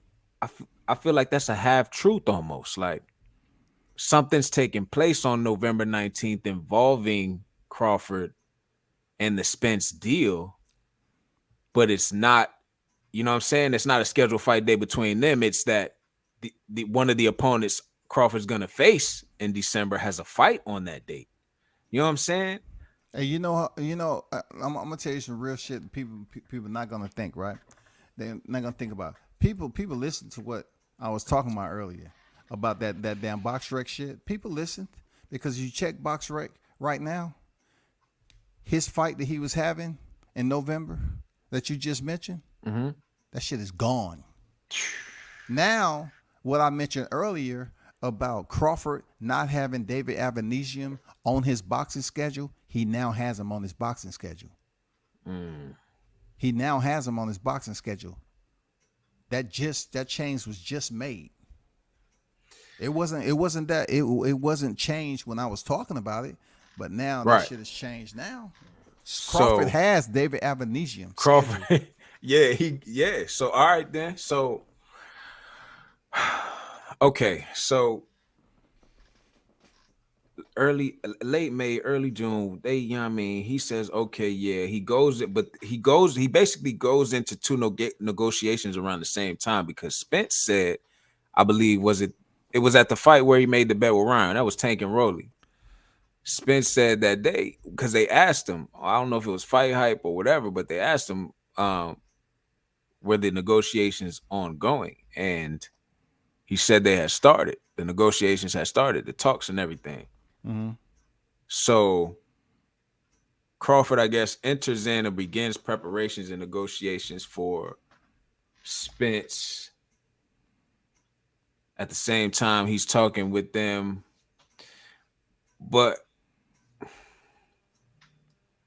David tweeted about having news and information around late September, early October. You know what I'm saying? So that was just a matter of weeks ago. But he also has another fight. He had the November, so he could have, when he says fight date coming up or whatever, he could be speaking about November 19th. Who? David. Because David was on his own Twitter saying he had fights coming up weeks ago. I went on, because as soon as I found out that was who he was fighting, I went to his Twitter and saw what he had been tweeting as of late. To see, what he might have been alluding to himself. And so I saw he was saying that he had dates and shit coming up around late September. He was saying that kind of shit. So, but then again, like I said, it could have been David wouldn't have been fighting on November 19th in Vegas. That wasn't even the setup. That fight wasn't even over here. That fight was going to be in the UK. That's what I told y'all. That fight was in the UK, bro. For that other dude, right? For John Miguez. Yeah. See, this was a screenshot, but I didn't put the actual, I just condensed it. But that fight was going to be in the UK on the 19th, not in Vegas. Not in Vegas. So, if David said he had a fight on the 19th, that shit was going to be in the UK. Now BoxRec has that shit up. Now BoxRec has it up that both of these are scheduled, on both fighters, Terrence Crawford and David Avanesium. They both scheduled. Before it was just David. So the question is, why at the 7-Eleven did it seem like, if he was privy to all this information, being a partner, why was none of that? Why did it not even seem like that after the 7-Eleven encounter? Why didn't what seem like what? That it was a big deal? Like it was a big deal? If he was privy to all this BLK Prime information, being a partner, us making the deal, trying to make the fight, sign the fight. If that was all, and he, you know what I mean? And we know that BLK Prime most likely came to Terrence Crawford back in late May, early June. Why through late May, early June, July, August, he went through all this Errol Spence back and forth, Terrence Crawford back and forth. It was never any of that. It was never even no sitting back and letting shit play out like what's really going on. You know what I'm saying? Because you got business partners. You see what I'm saying? It was Errol Spence is going to beat Terrence Crawford. Errol Spence, and this is why I believe Errol Spence is going to win the fight. And Errol Spence, and then Errol Spence is trying to make the fight, and Terrence Crawford isn't. And then word is Terrence Crawford is trying to make the fight, and Errol Spence isn't. It was all this back and forth. But now you acting like, this whole time you had some shit in the works. But really, when you think about it, BLK didn't pop in. They popped in late. You know what I'm saying? You went through all this tit for tat, June, July, August, September. Because that fight y'all was just recently at, that 7-Eleven shit, that was in September. Correct. That's about 4 months of you sitting here acting like you one of us that don't really know what's going on, and you trying to gain information, and now you sitting up here acting like you know everything that's going on. Correct. But if you did, then you shouldn't have been acting like you wasn't one of us back through all them 4 months. You know what I'm saying? And then he chose to act like he's gonna change up, to advocate for Bud Crawford when he had that supposedly that meeting at Exactly. 7-Eleven. You know what I'm saying? He had the meeting at 7-Eleven. Then all of a sudden he's playing both sides of the fence. You know, he's talking about Spence. He's talking about Crawford. Now he's leaning heavy towards Crawford. Why? Because now he want to push the BLK shit. His people, them people in his chat, some of them figured it out, but a lot of them didn't want to figure it out. It's like, To me, I don't mean to cut you off, but to me, it sounds like he's using the BLK Prime to come back to Team Crawford. yeah, That's what this seems Yeah. like. This sounds like I'm gonna use that. Now's my chance to use Correct. BLK Prime. I can, because like we said before, when I made the video and you played the video, originally it was about he understood that the people he moved with, the LDBC Alphabet Boy Wakanda community, them niggas, they go with Spence. It ain't too many, if any, Bud niggas over there. And if they is, they not gonna say it. correct. He's on Spence Island over there. But we know deep down inside he is a huge absolute Bud fan. He loves Bud. Deep down inside, goddammit, that's his favorite undisputed fighter. You understand? That's favorite. That's the Floyd favorite. Mayweather and Juan Mel Marquez, his 2 favorite fighters of all time. But Terrence fucking Crawford, he's proven. He's a dog. All right? Yep. You understand what I'm telling you? So His exact words. his exact words. Errol Spence has pressure, but his pressure would not bust Terrence Crawford pipes. Come on now. Pause. Pause. Pause. You up, need y'all? to pause with all them candy apples and lollipops and all that spitting and sucking you've been doing and chewing, all that mouth movement you've been doing. You need to pause. You understand what I'm saying? Pause. But listen, this is now's the time to strike. Now's the time to strike. It's time to come back. It's time to be who you are deep down inside. And like I said yesterday when you went live, I was in some other places, and I seen people saying Blue Blood seemed like he been flip-flopping and switching sides lately. Yeah.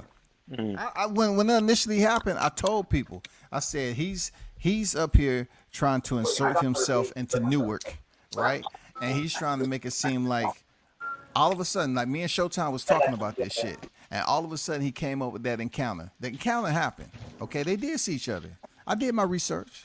I got with my people. The encounter did happen at somewhere around that 7-Eleven. It did. But it wasn't what he's trying to proclaim it was, as if Bud came up there and they was on some BLK. No, Bud was on some temperature check shit. Okay. That's what it's saying. Yeah.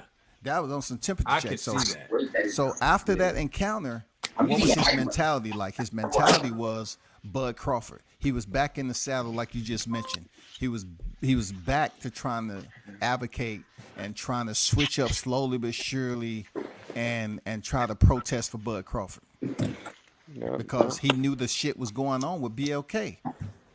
I'm telling you, man, this dude don't care about his people, man. What y'all got to say about that, Balash and Gene? Hey, man.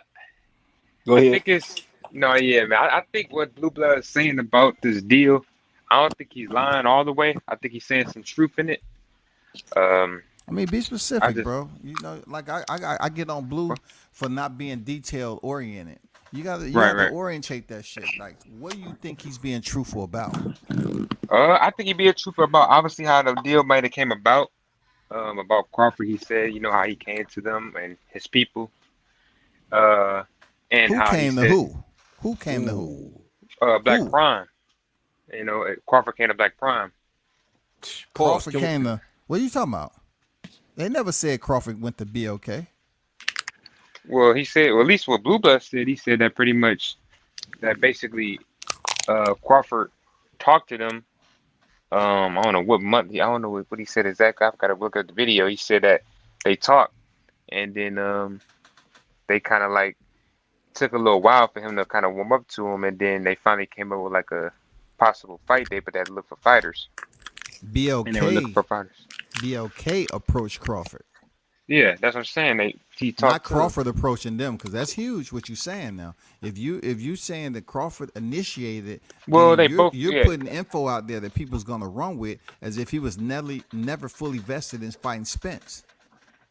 Well, I mean, from like I say, if you go back to what Crawford said he was fighting Ebenezer. He told El Heyman this. So recently, yeah.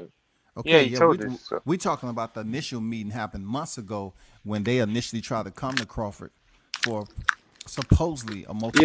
Whichever way. Yeah, like I said, I think the interaction, however it happened when they talked, I feel like he's not probably lying about that. They had to have came to some deal, and he was saying the fighters, how they were scouting to see who would be a good fit for Crawford. I can kind of believe that because he said they didn't want to go with Keith because Keith probably, he's with Showtime, PBC, and they didn't know if he would have a full fucking training camp or if he wouldn't accept it right away. They didn't go for Ennis because obviously Ennis is with Showtime, at least he has a deal with them, and they didn't want Showtime being the head of the network of the streaming service or something like that. That's what he claimed. So that's why he said they didn't do Ennis. All right. Cody Crowley. Yeah, he said Cody Crowley. He said Cody Crowley was looking for too much money. That's what he claimed. Now I don't know if that's true or not, but I did hear why though. Why wouldn't he not ask for too much money? He's fighting Terrence. Well, I mean, I think he asked for more than what too much money, as in he's probably asking for more than what Avenesia is getting, which he claimed Avenesia is getting $8 million and Crawford's getting 10. So, and I did do a call here in the video. Yeah. He said Ebenezer is getting 8. And like I said, this is all alleged, but see, that's that's another thing. Can we talk about the money? I refuse to mention $8 million for Ebenezer. That makes they're giving away money like Triller. Why Brian Norman ain't fight? No, check this out. Why look, check this out. Oh shit, hold up. Blunts, what you just said. Why the fuck they didn't bring Brian Norman to fight Terrence Crawford? Shit, I don't think Brian would have took that. I don't think he would have took that. What? Brian would have took that, bro. Come on, man. You think Brian Norman he would have fought Crawford? I think he would have fought Crawford right now. Daddy on that video, dog. Man, let me call him up, dog. Let me call him up right now. Definitely call him up. He would have took that. Hey, okay. $8 million. He would have took that. $8 million? $8 million? He wouldn't have took that fight? Hell yeah. Come on. Hey. Dog. No, look. This is a good I don't know why they didn't reach him. That's y'all. That's a good question too. Like, why haven't they reached him? Check this out. Brian Norman ain't signing no motherfucking promotion right now. I'm about to say that. So why the fuck they didn't get Brian Norman if he already been a so-called face of the organization? But I mean, we gotta look at it. He's definitely relatively unknown. And obviously he his career sparred just started. Crawford though. He sparred. Yeah, Crawford. he did, but I don't Allegedly. know Crawford. But Crawford's probably looking at it he as did. okay. I was there. Yeah, I heard. When I say allegedly, I mean I'm talking about. We got it. I know we know it didn't happen, but we just got to speak on it because it's been talked about. But it's been heard that he put a little pressure on Crawford. You know what I'm saying? Yeah, but we know I know OG. You know what I'm saying? It wasn't like that. You know what I mean? But it wasn't. He didn't knock him down. Nah, but you know what I mean. I'm sure he. I don't even want to get off topic, bro. I ain't gonna. Yeah. So back to topic. I was just more so talking about them reaching out to damn Brian Norman and giving him an $8 million deal if that's the case. Now, come on, he's 22-0, bro. Yeah, but he's not in the top 10 though, bro. He's unknown, unranked. No, he's not in the top 10. He's not in the top 10. So we gotta think about that. Like that's kind of early in his career. I don't know. Crawford, like, man, should I fight this guy? Beat this guy? I think he would beat the kid. Beat him, and then this guy, they gonna like, well, who you fight? You find a kid who just started. That's like you picking on him at this point. They gonna make a excuse like that. Started. You got Jerron Ennis, his best opponent. Status, not his fight. His status. Okay. Yeah. Let me be specific. His status. You know what I'm saying? Like, not his fight wise. You know what I'm saying? But at the end of the day, like, he's definitely not on the level of Crawford yet. Where the arrows, even Ennis.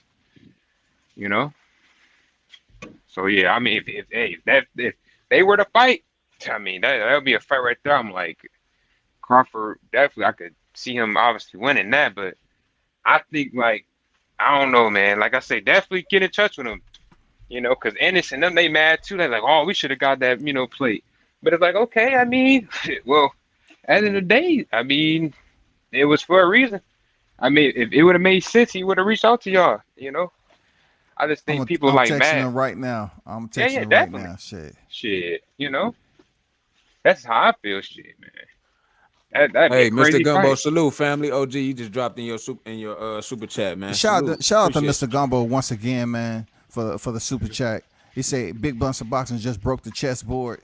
Yeah, man, it's good to hear people voice they side of the thought process, troubleshooting this shit and trying to figure out, what's going on, Yeah, but like I said again, man, I think he's saying some truth in it, blood.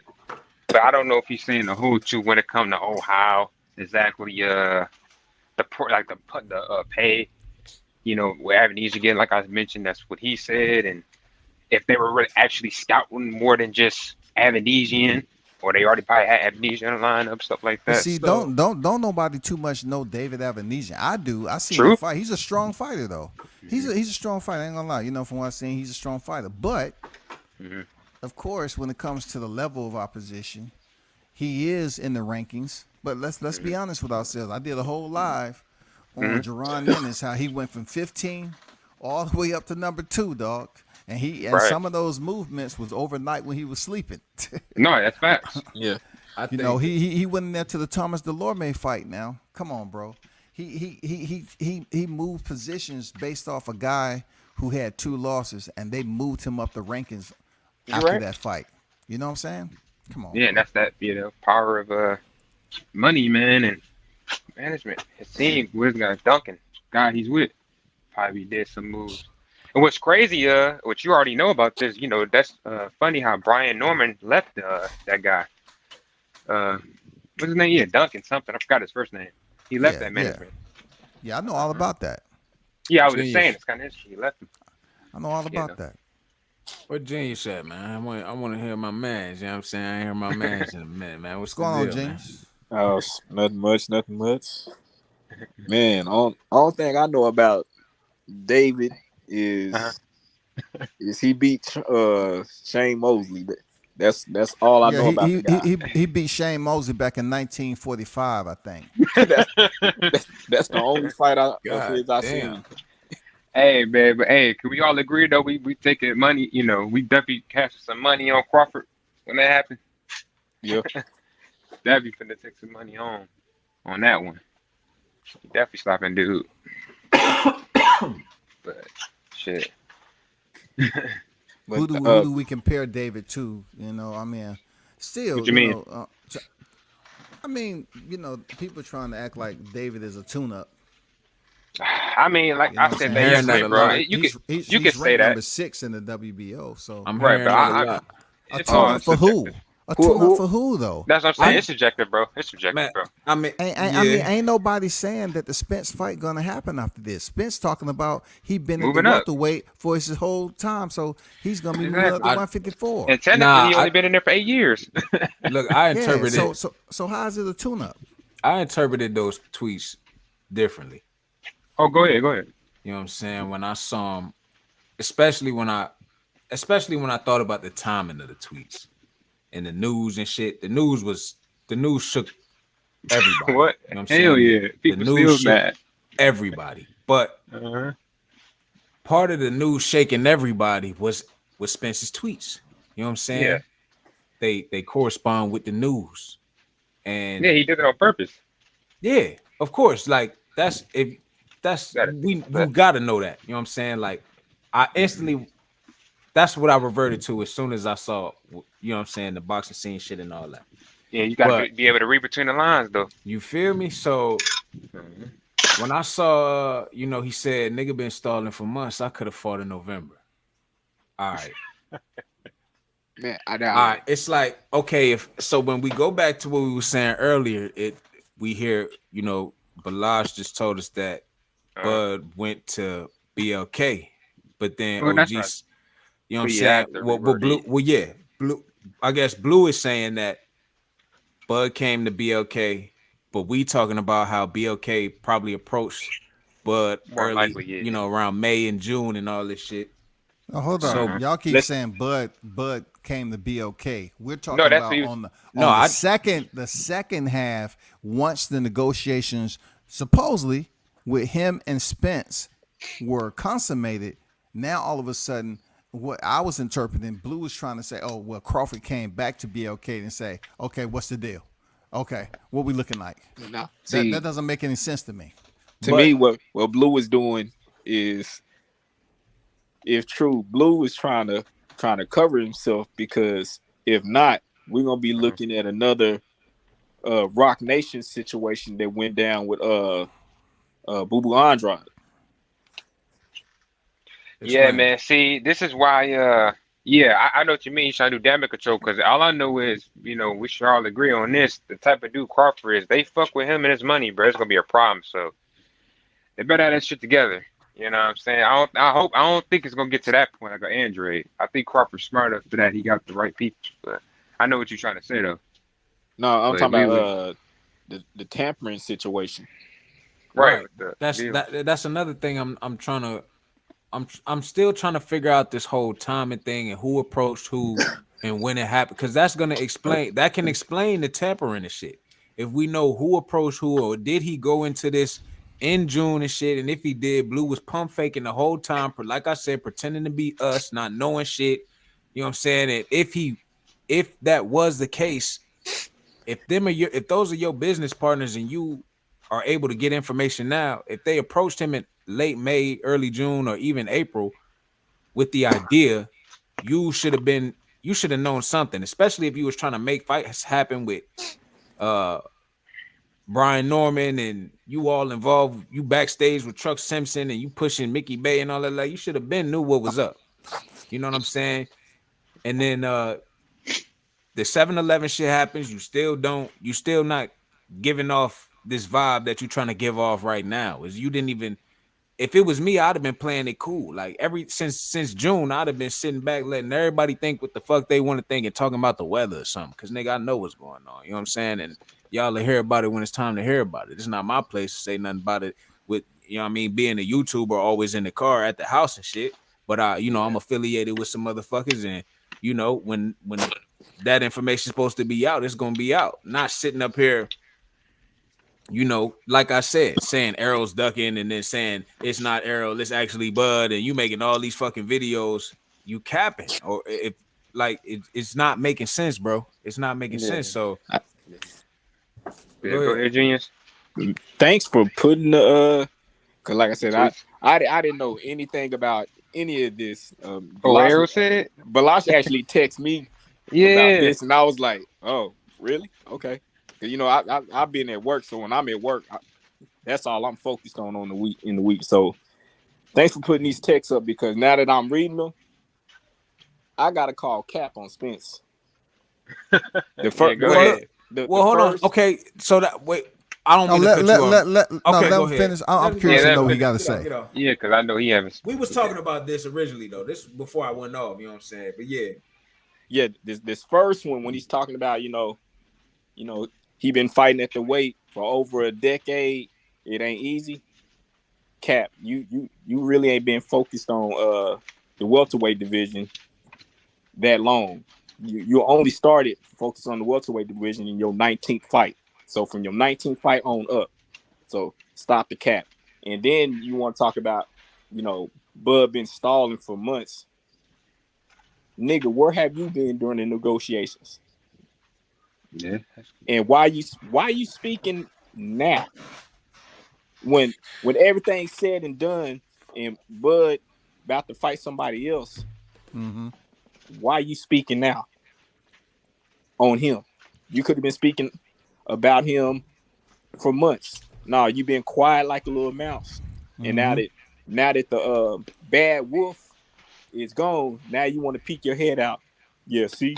Yeah, no, I knew I was the meanest. I knew I was the meanest. I'm waiting to see what's his name come back with. You know what I'm saying? I'll let y'all know what's up, man. Oh no, you good, bro? How you been though, man? I I bet you Brian gonna be like, hell yeah, I would have took that. Man, you Right. ain't lying, bro. There's no hesitation. It's no hesitation. 8 mil? If that's even true. Like, Eight. I don't even know if that's possible.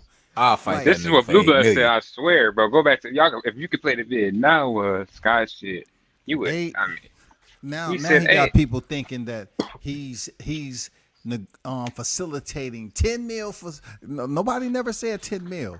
Carpenter came out with 8 figures, and then all of a sudden Avanesian getting 8 million. Oh my god. So look, we gotta talk. We're gonna talk about the. Wow. We gotta talk about the numbers, dog. God damn, dog. Oh, you mean That's crazy. talk about the numbers? You mean talk about the Jesus. real No, cash cow? so Combat. What would you think logically should get if Crawford getting 10? What would you think the number be instead of 8? David Avanesian 3. Yeah. 2.53. That's still a lot though, bro. That's still a lot. I was gonna say, nigga, That's one more than at- all one at the PBC people max. getting. Right. Hey, what's One at the max. Hey, hold up. Brian in the building, man. What's going on there, Assassin 2.0? What's up, Scotty? Too hotty? I'm chilling, man. How you feeling? We was just up here mentioning, talking about everything that's been playing out with you, man. Like, how many fights did you have fall out for BOK that you was supposed to be in the ring? I knew you had one in September, but you had another one fall out. If you can let the listeners know, this is Brian Norman. Should have been like. It should have been hold like up, 3. hold up for a second. This is Brian Norman Jr. He's 22-0 right now. You already know he's a welterweight, and he's the one that had that legendary sparring session with Tank. But that wasn't his first time. You know, he sparred him when he was 16. So you know, he the truth down here in the Dirty South. But let him know what exactly went on with that. You know, your fight's falling out. It wasn't nothing like necessarily bad, really. All right, so we signed a contract like August the 1st, and we're trying to get it done real fast as far as the next fight. So that could be September 30th. Necessarily speaking, we can't. It's too soon to get everything done. Like, you know, he had to get his license and things of that nature. So we weren't able to get it that fast. So September 30th, it wasn't necessarily his fault. They couldn't make it happen. Next was October 21st. With that one, my boy Tay, he told me about that one. He said Georgia wouldn't even let him get his license in Georgia, a promotion license. So then November 12th happened. Well, it didn't happen yet. So November 12th was supposed to happen, and that one didn't happen because opponent failure. He couldn't get nobody to fight me. You know how that goes. But Yeah. I can't necessarily put the blame on him. He just couldn't, he couldn't make it happen dealing with the circumstances. You couldn't put the blame on who? BLK Prime, the owner. Oh, okay, the owner. So Yeah. so I you've can't been really put the blame on him. Like, dealing with the circumstances, it's not really on him. It's just the September 30th, that was too close to make happen. October 21st, when he didn't get his license, and then the November 12th fight, that was gonna be in Kansas. He got his license, he got the license and everything for that show, but the opponent was the downside on that one. Nobody would fight. So that's multiple dates that fell through. I understand you being, professional about this and everything. That's a lot of fights to fall through for a fighter of your caliber, though, because you just got from underneath Cameron Duncan. You independent. I mean, I know you linked up, but I'm just saying for this particular fight, for BLK, I mean, it would have been nice to see you in the ring, but it just seems like in light of the news with Terrence Crawford, they couldn't even get you in the ring. But now we was also talking about David Avanesian, the opponent of Terrence Crawford. They trying to say he getting $8 million. I say shit, Brian would have took $8 million. I mean, of course I would have took the fight, but the dude, of course he nobody like looking at the name and things like if you look at him, nobody knows about him and stuff like that. But I think they say he got an IBO belt. Do you know anything about that? A EBU or something like that? A EBU? For some reason, Or IB or something like that. Man, he ranked 6. What belt he got?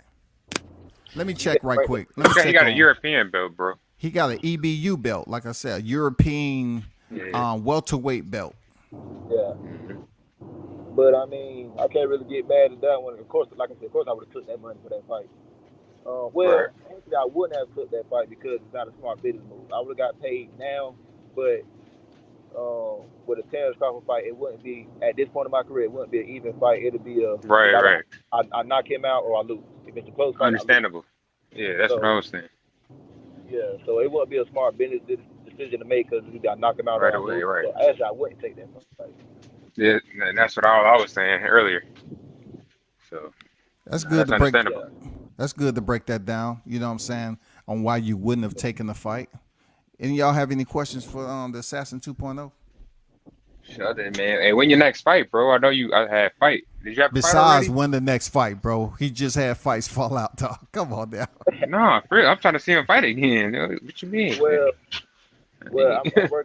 I'm working on something big right now in the background. Like Scotty said, I'm a free agent at the moment as far as promotion goes. So, look for something in January as far as me Got here. you. This. All I'm right. gonna have a big announcement before January, but I should be fighting in January. Is that still going to be led by BOK? No. Okay. All I right. talked to him. It's just the way things were set up. It wasn't for me, so I had to go another route.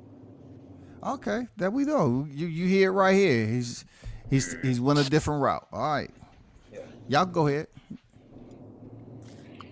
No, I just want to say, you know what I'm saying, salute to the young champ, you feel me? I see what your pops and you doing over there. I follow you on the gram, you know what I'm saying? So keep doing your thing, training hard, you know what I'm saying? Handling your business. Your pops is amazing. You feel me? I think he's a great role model, you know what I'm saying? Something I aspire to be for my son. So, you know what I'm saying? Keep doing what you're doing, man, holding it down, and appreciate you being up here, bro. Hey, did you let them know who you were? Oh, this big blunts and boxing, man. Drop on Instagram, though, you know what I'm saying? I see your 15 rounds with the left hand. That shit was, you know what I mean? That shit was, I see you over there, bro. I be liking that shit. I be like, damn, he's a savage, you feel me? So, Look, hey, my daddy always said, if you ain't got nothing, you got a jab. So, I had to go 15 rounds with nothing but just to make sure I still got my jab no matter what. Damn. man. All right. Oh. My question is like what path are you gonna take?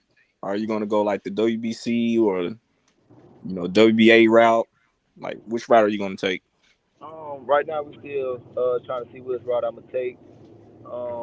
I'm stuck in between WBA and WBC, just because I like that green belt. But so I'm thinking about going with whichever route. All right. But both of them finna get vacated anyway after Spence move up. So whichever route I go to, just know I'm finna snatch my belt. Okay, go ahead, y'all. My fault. No, you good.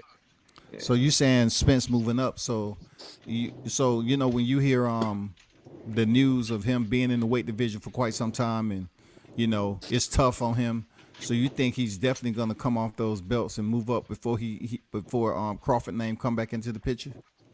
Yeah, the fact that Crawford took this December 10th fight, I feel like Spence gonna move up. Is like, wait for what? Like, it's beating up your body at this point. Like, it's like, all right. So right now, I can't make 140 no more. I was trying to fight at 140, but with this year, my body has grown. So now I'm at 147. So it's like me trying to make 140 again. I can't do that no more. Yeah, So yeah. It's just too much strain on his body. So he's been fighting his weight class since he was an amateur. So that says how long he's been fighting at his weight class. If he can't make it no more, he can't make it no more. So that leads me to this, Brian. If you hearing all this news in October and the negotiations was taking place over the past several months, do you think he was initially trying to really, stall out the negotiations? He wasn't trying to step in there with Crawford. If he's now, putting this at the front of everything, he's putting this at the front. It's a weight deal now. So you think during the negotiations it's been about the weight, and he didn't want to make the fight? No, I think he really did wanted that fight. It's just that negotiations. It's not an easy thing. It's not just a 1 + 1 = 2 thing. It's a back and forth situation, especially when you get to that caliber of opponent. That level, Terrence Crawford versus Spence, like both of them, like pound for pound, one of the best right now. So it's not just a regular negotiation. So you agree Crawford should have got compensated the right way heading into a fight of that magnitude, right? Yeah. What's your take on that? I feel like he should get compensated. I feel like he should get compensated, but we don't know the real numbers. I know social Yeah, media. yeah, that's With people like me, I could say I talked to Errol Spence today. You feel me? He said he was gonna get this done the third while giving Crawford this. You feel me? And y'all gonna believe me because I said it. So just Yeah. because somebody right. say Yeah, something don't mean nothing. If you ain't heard Spence or Crawford say anything, it's not true. That's how I take it. If I don't hear personally them say something, I don't believe it. I Yeah. got So you. we don't know what Trying the to numbers tell you, was. dog. We don't know what the situation was. The No, fight yeah, was really don't, bro. Yeah. Do yeah. you think the Well, they fight was will happen, talking bro? about the neck. I'm saying, I don't. So Go ahead. Whoever asked that question, No, ask no, it I just again. asked him. Yeah, yeah. I about to. You think the fight will happen, Norman? The Crawford fight and Arrow? Nah, that fighting. I don't think it's happening no more. The fact that Yeah, me too. Crawford took this fight, I don't think it's gonna happen. Yeah, I I Like I said, it's straining Spence body just to make this weight again. yeah, I've been saying this for months. yeah. I ain't gonna lie, you have, bro. And then y'all see how big Spence get after he fight. You see how big he naturally is. I'm about to say that. Yeah, yeah. He did blow it up. Yeah, for sure. Even though it's a rumor, I heard he get all the way up to 190. So It, Yeah, that's crazy. I think. Yeah, I think that's a real, but he probably get close to it. it's man, not a it's not a rumor. matter Well, Oh of it no, ain't fact, a the for rumor. video, real. He's been on record as saying he get up close to 190 even before the Sean Porter fight. yeah, matter of fact, y'all seen the video of them two together when they was going back and forth or whatever. You seen the complete size difference when they're side by side. So that explains everything. He But just a that natural big dude. Yeah, but that was a discipline thing though. Yeah, That was yeah. one guy. Fair. That was one guy ballooning up and one guy being disciplined. yeah. It could be. Yeah, But my thing is like, why since Bud is fighting David, why is everybody mad at Bud? I don't know. Because I I mean, it's believe like everybody mad at Bud because who is David? Y'all just said that y'all said this like a Euro title or something like that. Who is David? Like if anything fighter standing on his Thurman, any boots, anybody. I just Yeah, feel like if he wasn't able to come to a reasonable conclusion with the negotiations, with it Arrow. was better for Yeah, him to move on. And then they talk about he getting 8 figures for a David Avanesian. That's business, right? Boxing is a yeah, business, right? it is But first. real quick though, so two sides of that right there. Okay. You got some people say boxing is business. You got other people say who mad at Floyd Mayweather because he getting money. So Yeah. pick your side. That's all I got to say. People be mad at Floyd Mayweather simply because he getting money. Fighting Jake Paul, not Logan Paul, my bad, and people like that. People mad at him about that. People say he never fought nobody when he fought the best of the best. You feel me? Mm-hmm. Yeah. He was getting paid big time for that. So now that we get, all right, so Floyd was fighting real deal fighters for people, and he was getting paid for, and people saying he wasn't fighting nobody. Yeah. David is nobody, Mm-hmm. and Crawford finna get paid for that. So how do we go about this? Now that we say he never fought nobody. I think they're looking at it. Crawford's been an active. He's been in the topic of conversation with Spence for this undisputed for several years. People been wanting to look at that. Floyd has already been there. He's fighting exhibitions. I just people look at him like, man, you Even one of the besides the best that. exhibition, even besides the exhibition, when he was real deal fighting, people were saying he ain't never fought nobody. Oh yeah, yeah, yeah. Like Yeah, people say he was cherry picking when he fought the most champions and former champions. But you got to stay consistent with what's business. I think with Terrence Crawford, you're not going to get paid for free. You know what I'm saying? yeah, You fought the way you have and achieved what you've been able to be able to negotiate like this for people to come to you.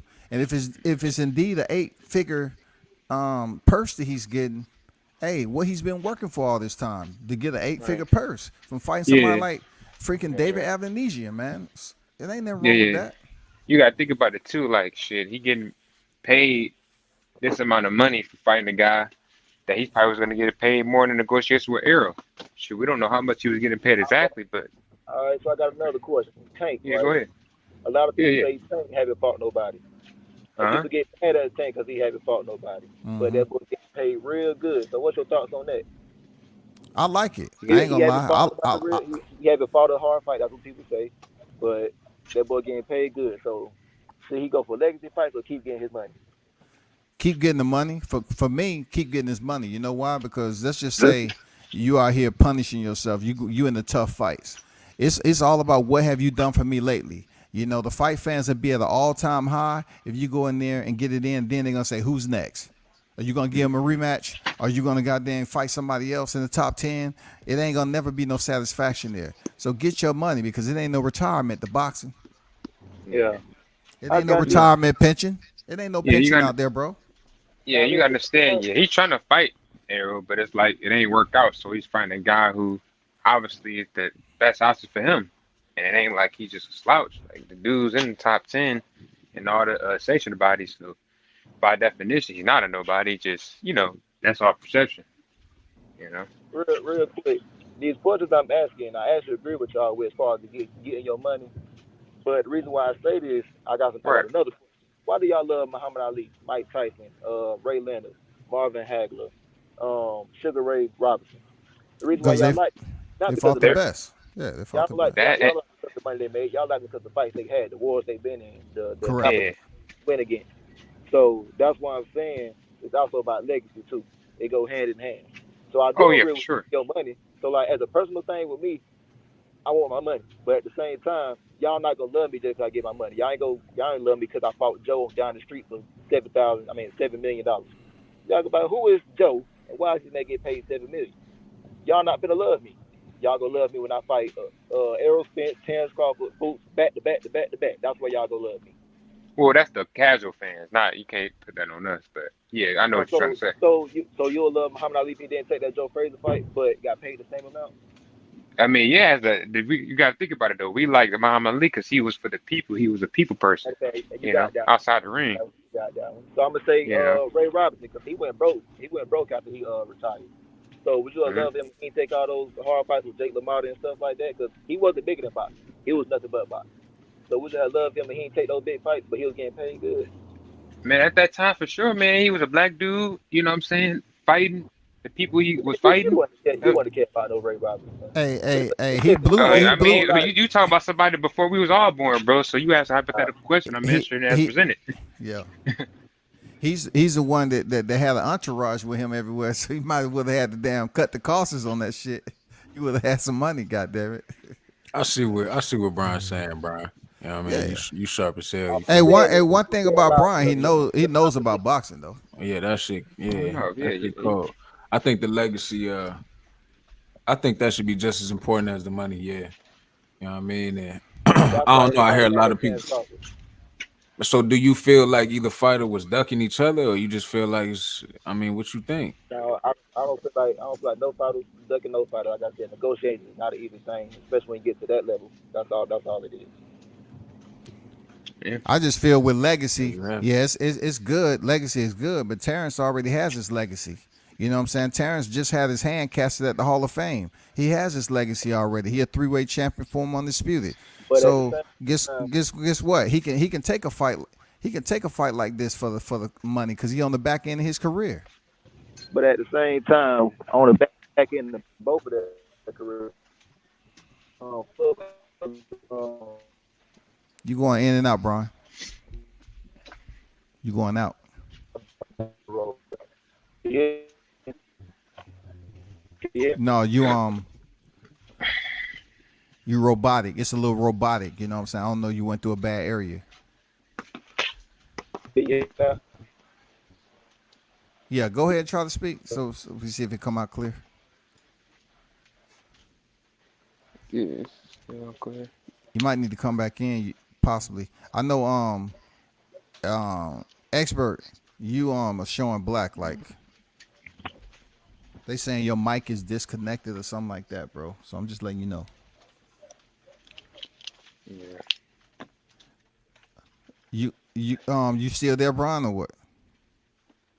Well, we can't hear you now. You might need to jump out, come back in, bro. Hmm.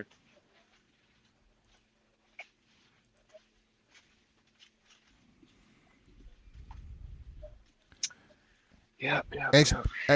expert, it's showing It's not connected. I don't know if you know that you dropped out or not. But Lost All the Boxing, salute to you. Q in the building, salute. Bill's Boxing says, salute fam. Do you think the big promotional companies can block the black folk from seceding?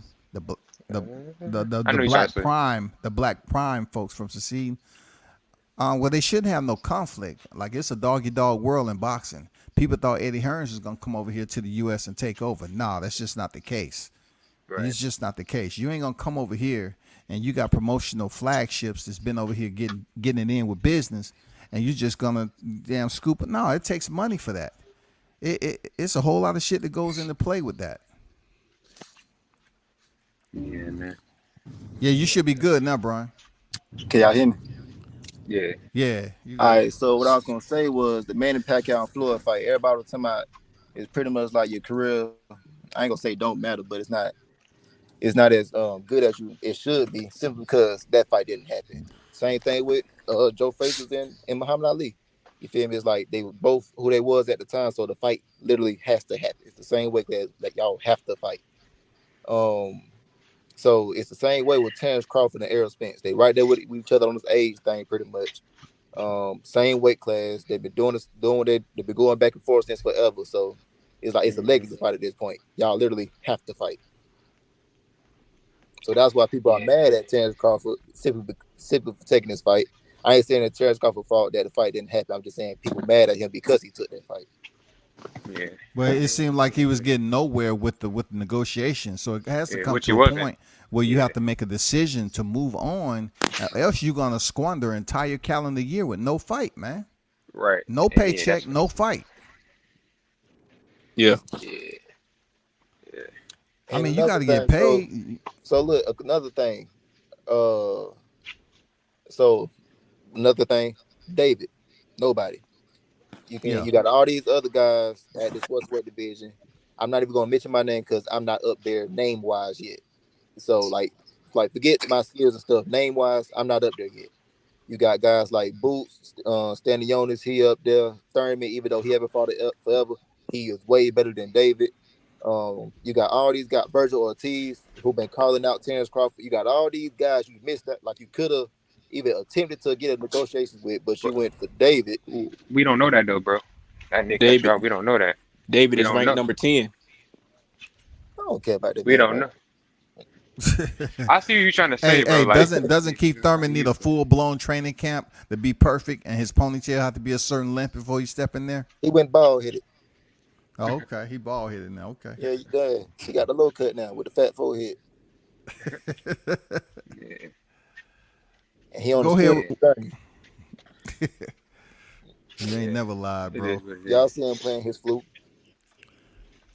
Y'all trying to tell him he's in a different place in his life right now. I don't think he would have took that fight with Crawford on short notice, man. You know, that's Ortiz, right. And then the Ortiz, you know, they were saying like, well, they gonna see what's up with if this get fixed. They wasn't in a hurry to make the fight with Crawford. So you gotta look at the details, like, you know. I don't think it was a thing that he didn't attempt, but I think Ortiz people, they're probably like, well, shit, you know, we probably gonna just wait till, you know, the negotiations are done with Errol Crawford, which is, as we see, the negotiations are probably ended. So now, I mean, it'll be a good time, but who knows if he haven't already tried to reach to him and they probably decline. We don't know that. Yeah, that's true. So yeah, you know. Hey, y'all, real quick, I gotta go, but before I leave, I just gotta say this. Terrence Crawford and Errol Spence, it was a negotiation problem. That's the only situation. So they do want to fight each other. It just couldn't happen. Now, I personally believe the fight won't happen again. Spence will move up to 54. Terrence Crawford, he gonna stay at 47 because I think he came up 35 or 30, one of those. So, you know, I think he can still make 47. And I think he probably got like 3 more fights in him. Including this one, and he gonna retire. Who you got winning that fight if they were to ever fight Terrence Crawford and Errol? Real quick. I'm gonna go with Errol Spence on a close decision. Okay. Yeah. Simply because once again, the dude came from 135. So skill wise, I think they were both there. I know people try to say Crawford got more tools, but if you master one thing, like you can look at Spence's style, it's so simple. Everybody can say it's real simple, but if you master that, You feel me? You don't need all the crazy fancy stuff. So you don't got to learn how to switch. You don't got to do none of that. Just be real simple. Look at Prince Nazim versus Barrera. Prince Nazim doing all the crazy stuff. Barrera was just beating with a easy 1-2, eat this, eat that, simple stuff. So skill wise, I feel like they both there, and I feel like Spence got the advantage because of the weight. Okay, that's understandable. But all right, y'all got to ride that. All right, appreciate you, bro, dropping through. Be safe out there. Likewise. Yep. Yep. Peace. Andrew said, right, I'm not trying to see a fighter Crawford's caliber wait around any longer for one fight. He can do other shit and make other moves. Totally agree with that, brother. Yeah, what he did. It's crazy because to me, I was just thinking about this at work. Like, people mad. They wanted Crawford to just sit around and wait. And I liken that to what Canelo tried to do with Caleb Plant. Do anybody remember that when Canelo had that stipulation that if he was to get injured, Plant couldn't fight nobody. He had to wait on him. But if Plant got injured, Canelo can go fight somebody else for the same pay. Yep. Yeah. Talk that shit, man. Like, you're right. No, it's like so. It's been rumored that Spence was gonna either fight Stanionis or fight somebody else way before this thing came out. So I'm just gonna add to your point, and nobody had a problem with that. Exactly. But now, Crawford like the hell waiting. I can go. I'm not about to stall myself for a whole year. I haven't fought this year. I'm not about to stall myself for a whole year. I'm about to get a busy fight. Now everybody want to be mad and say that he taking the money and business and all that kind of stuff. But I call them all hypocrites because when you say certain things about, the way Spence been moving, it's business, it's business, it's business. Okay, so why can't it be business when it comes to Terrence Crawford? Why you got a problem with it now? Yeah, man. And I was just want to add, like, that's something we really should be talking about. People worry about, look at Crawford doing, but we gotta understand, Arrow, from what it seemed, already have fights lined up anyway. And Crawford probably knew this, and like, I'm not finna sit here and you finna have me waiting. I'm not been fighting for almost a year, actually a year, and you sitting there, you already got a fight possibly lined up with Stanionis or Keith Thurman, allegedly. Nah, man, I'm not finna do that. I'm finna make this move, get this, money, get paid probably more than Arrow gonna get paid for his next fight anyway. Keep it moving. Do what you gonna do. You gonna move up? Hey, cool. It's gonna help. Crawford gonna win in the end anyway. Cause shit, he get the other belts. Whoever he fight, I'm pulling for Crawford. So he still got the opportunity to be undisputed. Why, Arrow gonna be sitting there at 154 with them killers. Let's see what you really about, boy. Them killers. Cause you fight some people at your now you fight people that's at your weight. You ain't got no advantage no more. So let's see. So, yeah, man. In the end, Crawford win to me. If you really look at the details. Yeah, man. I just don't understand why people are not using that same mentality. Why would you sit around and wait? And damn well, like, how long you been in the game, these negotiations isn't going anywhere. So you still have the plan to pull out and go elsewhere because you're being jacked around with the net profit on the back end shit. And then you have some other streaming service willing to offer you millions. And you're not gonna take it, man. Fuck what everybody else talking about. And another key thing is what I was reading and also what I heard. Why nobody talking about that?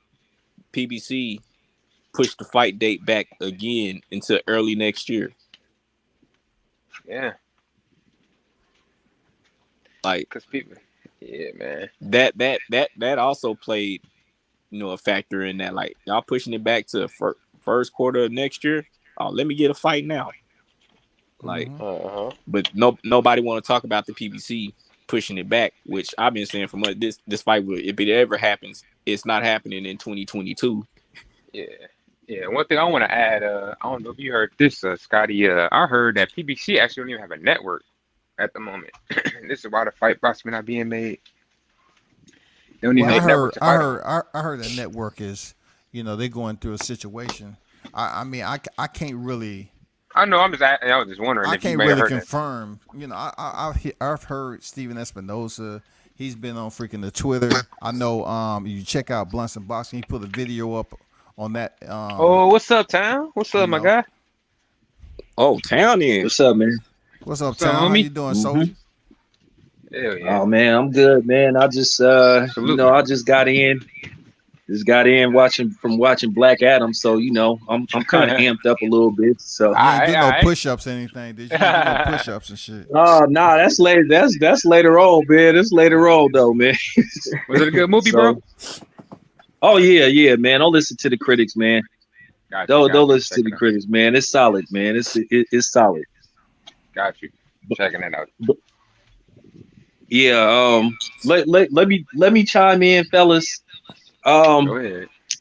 Yeah, man. It's like y'all got to understand. You can't explain logic to dummies or to fanboys because, like, it's like you know what I'm saying. You wasting your time. It's like talking to a, you know what I'm saying. It's like talking to a My Buddy doll. It's not gonna. It can't hear you. It can't. They don't understand logic. At the end of the day, there was ample opportunity to make this fight. They had over almost a year to make this fight. They could have started negotiations immediately after Terrence Crawford defeated Sean Porter when he announced in front of everybody that I'm done with Top Rank. I'm moving on. They had 5 months to negotiate a fight from then on. They could have had this fight ready to go by the time he defeated Errol Spence, defeated Ugas, and they could have had it set up. You heard all kind of lies. You heard all kind of cap about, the fight was going to happen in September, October, November, December. And then you kept hearing no fight. You had people going on other media outlets lying, saying, I saw the contracts. Come to find out there wasn't no contracts. I sent Scotty some crucial information and a couple of other people that showed proof that there wasn't going to be no fight and who was preventing this fight from happening. It always have been the people from the other side of the street.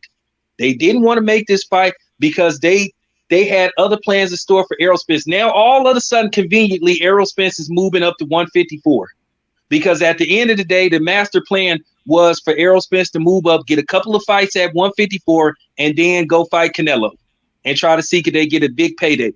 And then also, I keep telling you guys, they don't even know what network they're going to be fighting on. Why you think Floyd Mayweather is fighting on DAZN?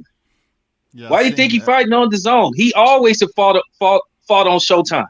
Now all of a sudden, Floyd moving to DAZN, a app that they trashed. Y'all got to put 2 and 2 together. Yeah. And this is what I've been trying to tell people. And as far as Terrence Crawford go, Terrence Crawford told Al Heyman that if this fight don't get did, that he was going to go take on another fight. So he's supposed to sit around and wait for Errol Spence and Al Heyman to decide what they're going to do.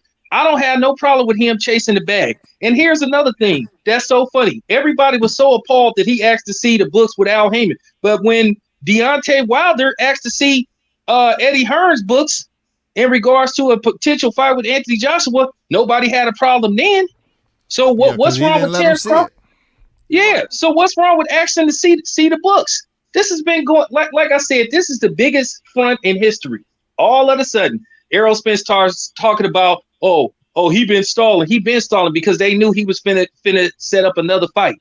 Let me explain something to you guys. Going back in history, it don't take no 6 damn months to negotiate no fight. Do you know how long it took to negotiate Thomas Hearns and Sugar Ray Leonard? 1 week and a half. So you mean to tell me it take you 5 months to come put all this shit together to get a damn fight? Come on, man. Stop it, man. People got to be smarter. But at the end of the day, this is the problem. This is the difference between real journalism, people that's really out there in the field versus fanboys. And it seems like the people that sit up here and make up shit get all the views. For some reason, they get all the credibility and they always prove it wrong on a regular basis. Everything that I said came to fruition. Everything. Yeah, you can say that again. Check my resume. Check my resume. Everything I said came to fruition. I told people it wasn't gonna be no fight. Don't y'all remember back in July? Oh, it's a contract. We got a contract. We waited for Terrence Crawford.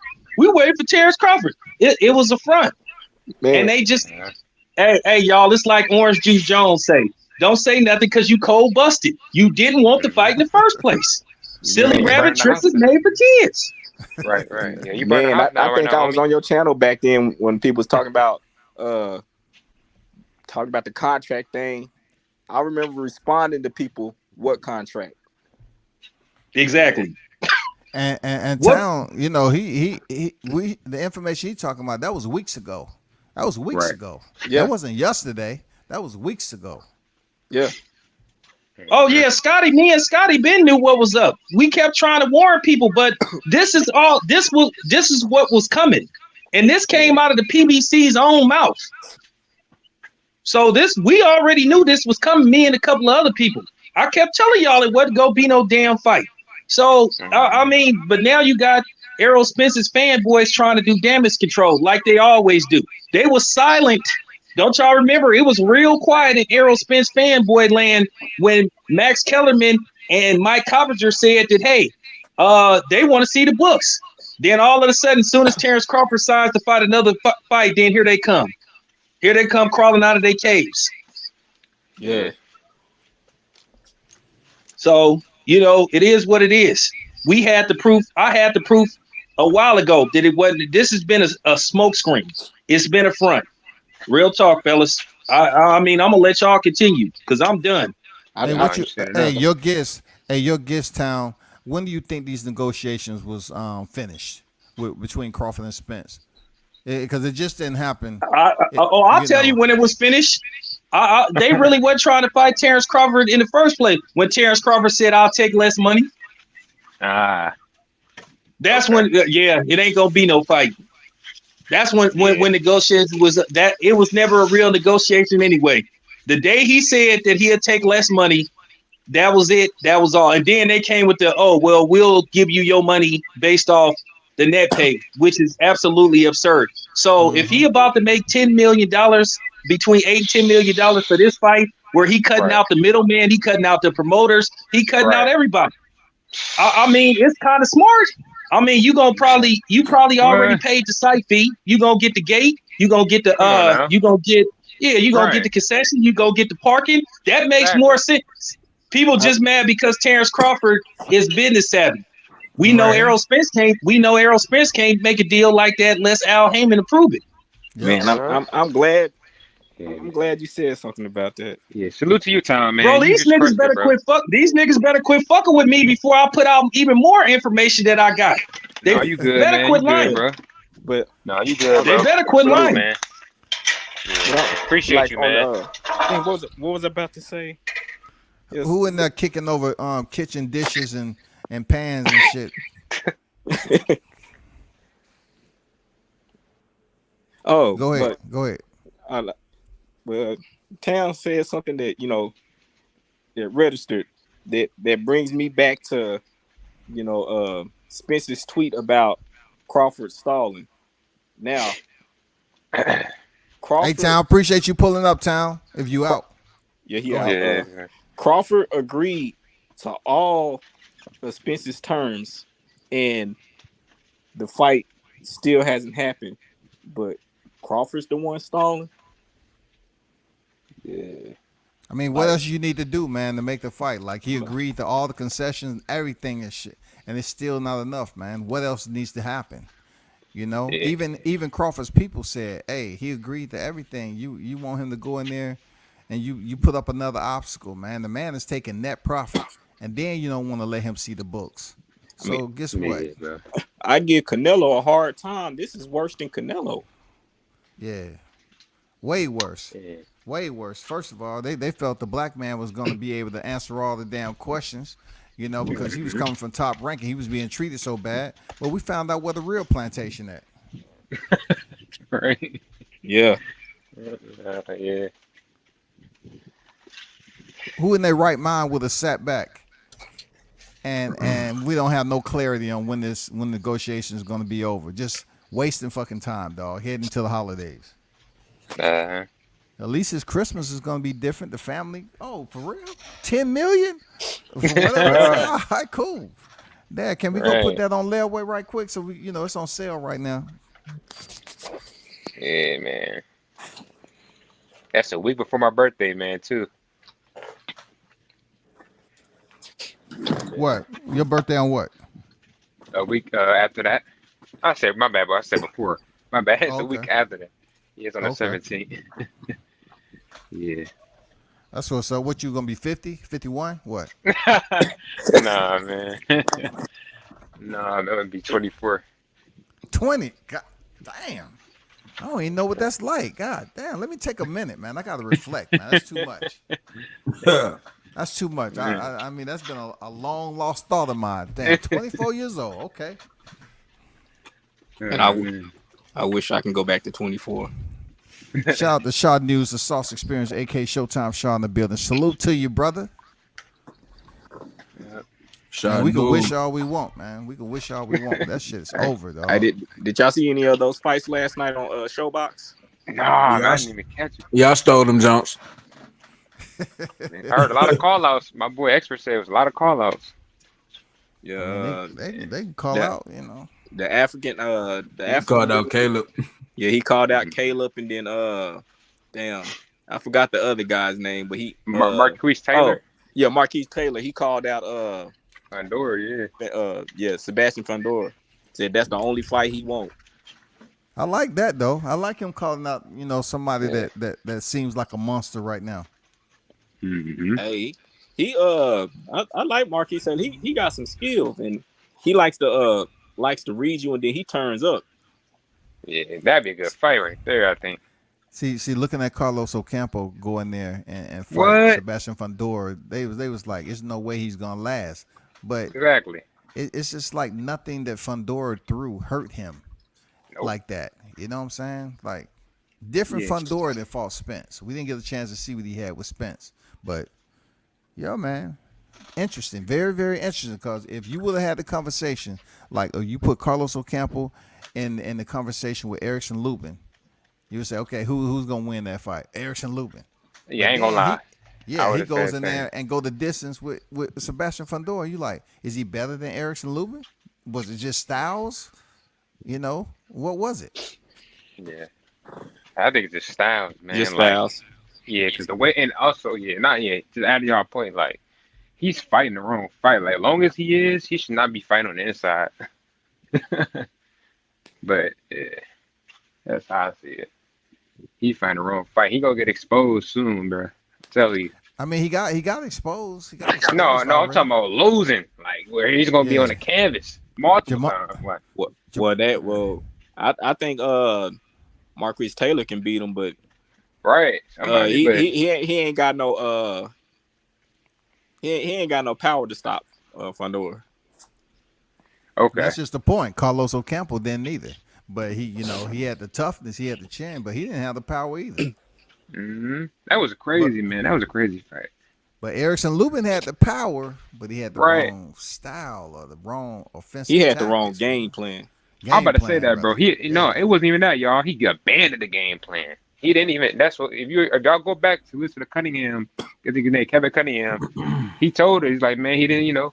He did his own thing. He didn't listen to the game plan because Kevin Cunningham was. That's the problem too, man. A lot of fighters don't be listening to their trainers enough. Like they kind of just like they zone out, you know. And I know that's me looking on the outside, but I mean this is what it is. Like they just be zoning out. Shit, you let Fandor punch you in the motherfucking head. You gonna abandon the game plan too, dog? Yeah, true. Shit. He had knots all over his head, dog. Shit. Hey, you see Erickson Lubin say you want to fight Danny Garcia? That'd be a good style matchup. You know what I'm saying? That'd be good. Yeah. I would rather him fight Charlo in a rematch. You know what I'm saying? I don't know if he's really ready for that after that. Yeah, he deserved it. He got knocked out in the first round, dog. Damn. No, he did though. I know my dad would say that fight actually would have went his way if it would have went longer. Dude got knocked out in the first round brutally. Right. Bam. It was worse than freaking his brother knocking out freaking what's his name, man? Yeah. Like why you want to pick on Danny? Right. I mean, he's new to the division. Why not?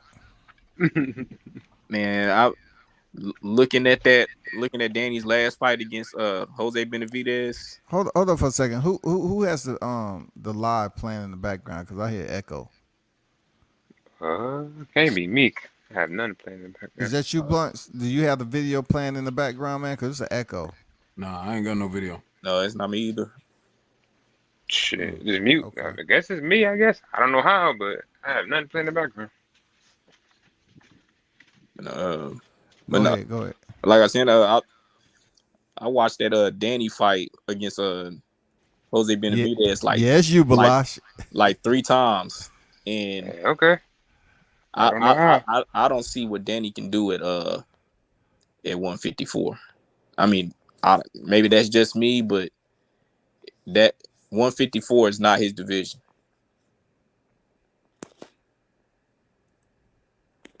Well, at least he was able to get the new Creed actor, Jose Benavidez, up out of there. You know what I'm saying?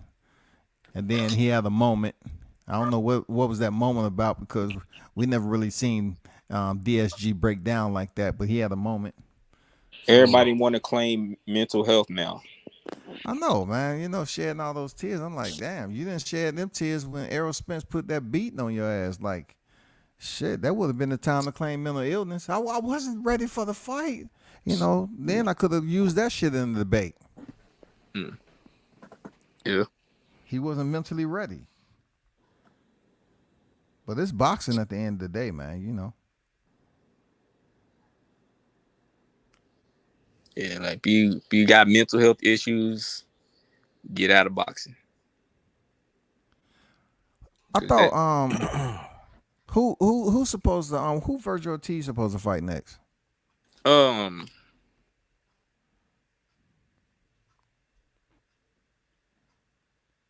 knows? We don't know? Okay, I was just asking because we have all these potential fighters that's at number 1 ranked and all this, but I was just curious to know where Virgil Ortiz is at right now, because Jaron Ennis is waiting on who? Yeah, Jaron Henry and Virgil Ortiz. We don't know what's going on with them, but they ain't gonna fight each other, of course. So yeah. it's all good, man. Andrew talking about he like watching front door because he getting a phone booth. I think that's what's gonna get him knocked out though, dog. Hell yeah, it is, man. I mean, he's good in that phone booth, though. I ain't gonna lie, he's good in the phone booth. You know what I'm saying? Just don't look right for me in the phone booth, dog. He too big for it. Yeah, his reach, bro. That's what I'm saying. He should be fighting on the outside. We should be fighting within your reach. He's not fighting within his reach, and that's going to be a problem that's soon going to be shown when he fight the right person.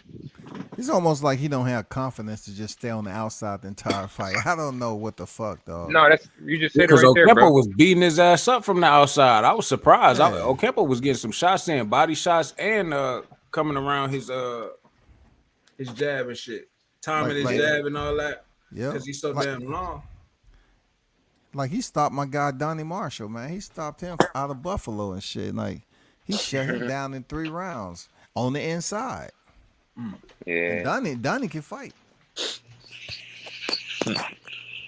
If Spence moves up to 154, who you think they gonna match him up with? I don't want to see him fight DSG. I'll tell you that. It's probably gonna be him. No, it ain't gonna be. It's gonna be someone that's not of a high caliber. No, I don't think they're gonna put him in a monster. Angel ain't gonna let that happen. They're gonna let him beat up Tony Harrison. Nah, it's gonna go to the cards.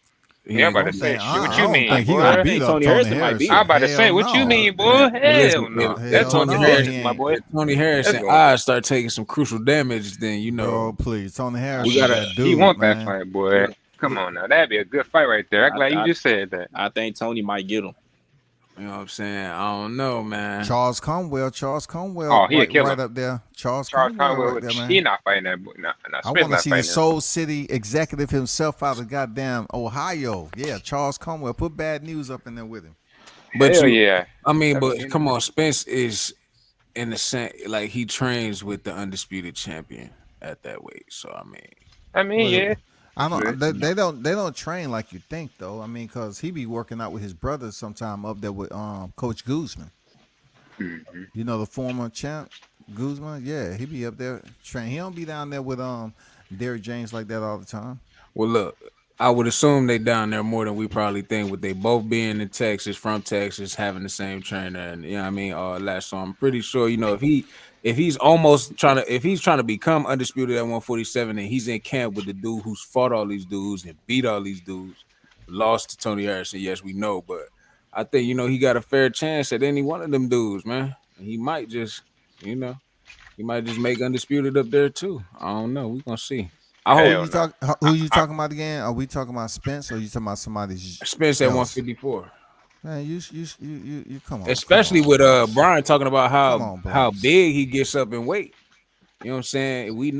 But We know his No. power is, you know what I'm saying? He Yeah, say that's he got just the power of a light heavyweight. It's been said. You know what I'm saying? It's been said. So who? Spence, I don't know. I don't know Man, about that. I don't hear that all the time. He got the power of we a don't have light to hear it all the heavyweight. time. I heard it. You know what I'm saying? I don't think we need What? to hear Was it all the somebody at time. 7-Eleven told you that bullshit or what? Absolutely not. It might have been a Wawa or something like that, but you know, Okay, it okay, definitely leave wasn't a that. 7-Eleven. You It know, definitely wasn't I no can fucking see it's a 7-Eleven. wow. It had to be a Wawa on a Friday night, dog, for real. But no, I think honestly, man, I think he got a shot up there, man. Especially if with how big he get, he got it trained at that weight. You know what I'm saying? Getting down to 147, you know how weight loss work. You know what I'm saying? At some point, when you coming down the weight, you're gonna be at in the 150s, working your way down to the 140s. You know what I I'm feel saying? you. So I feel you, dog. But I'm just saying, DSG moved up and he fought Jose Benavidez. Did he stop Jose Benavidez? I mean, Crawford did, and Crawford is considered small. You know what I'm saying? Crawford considered small.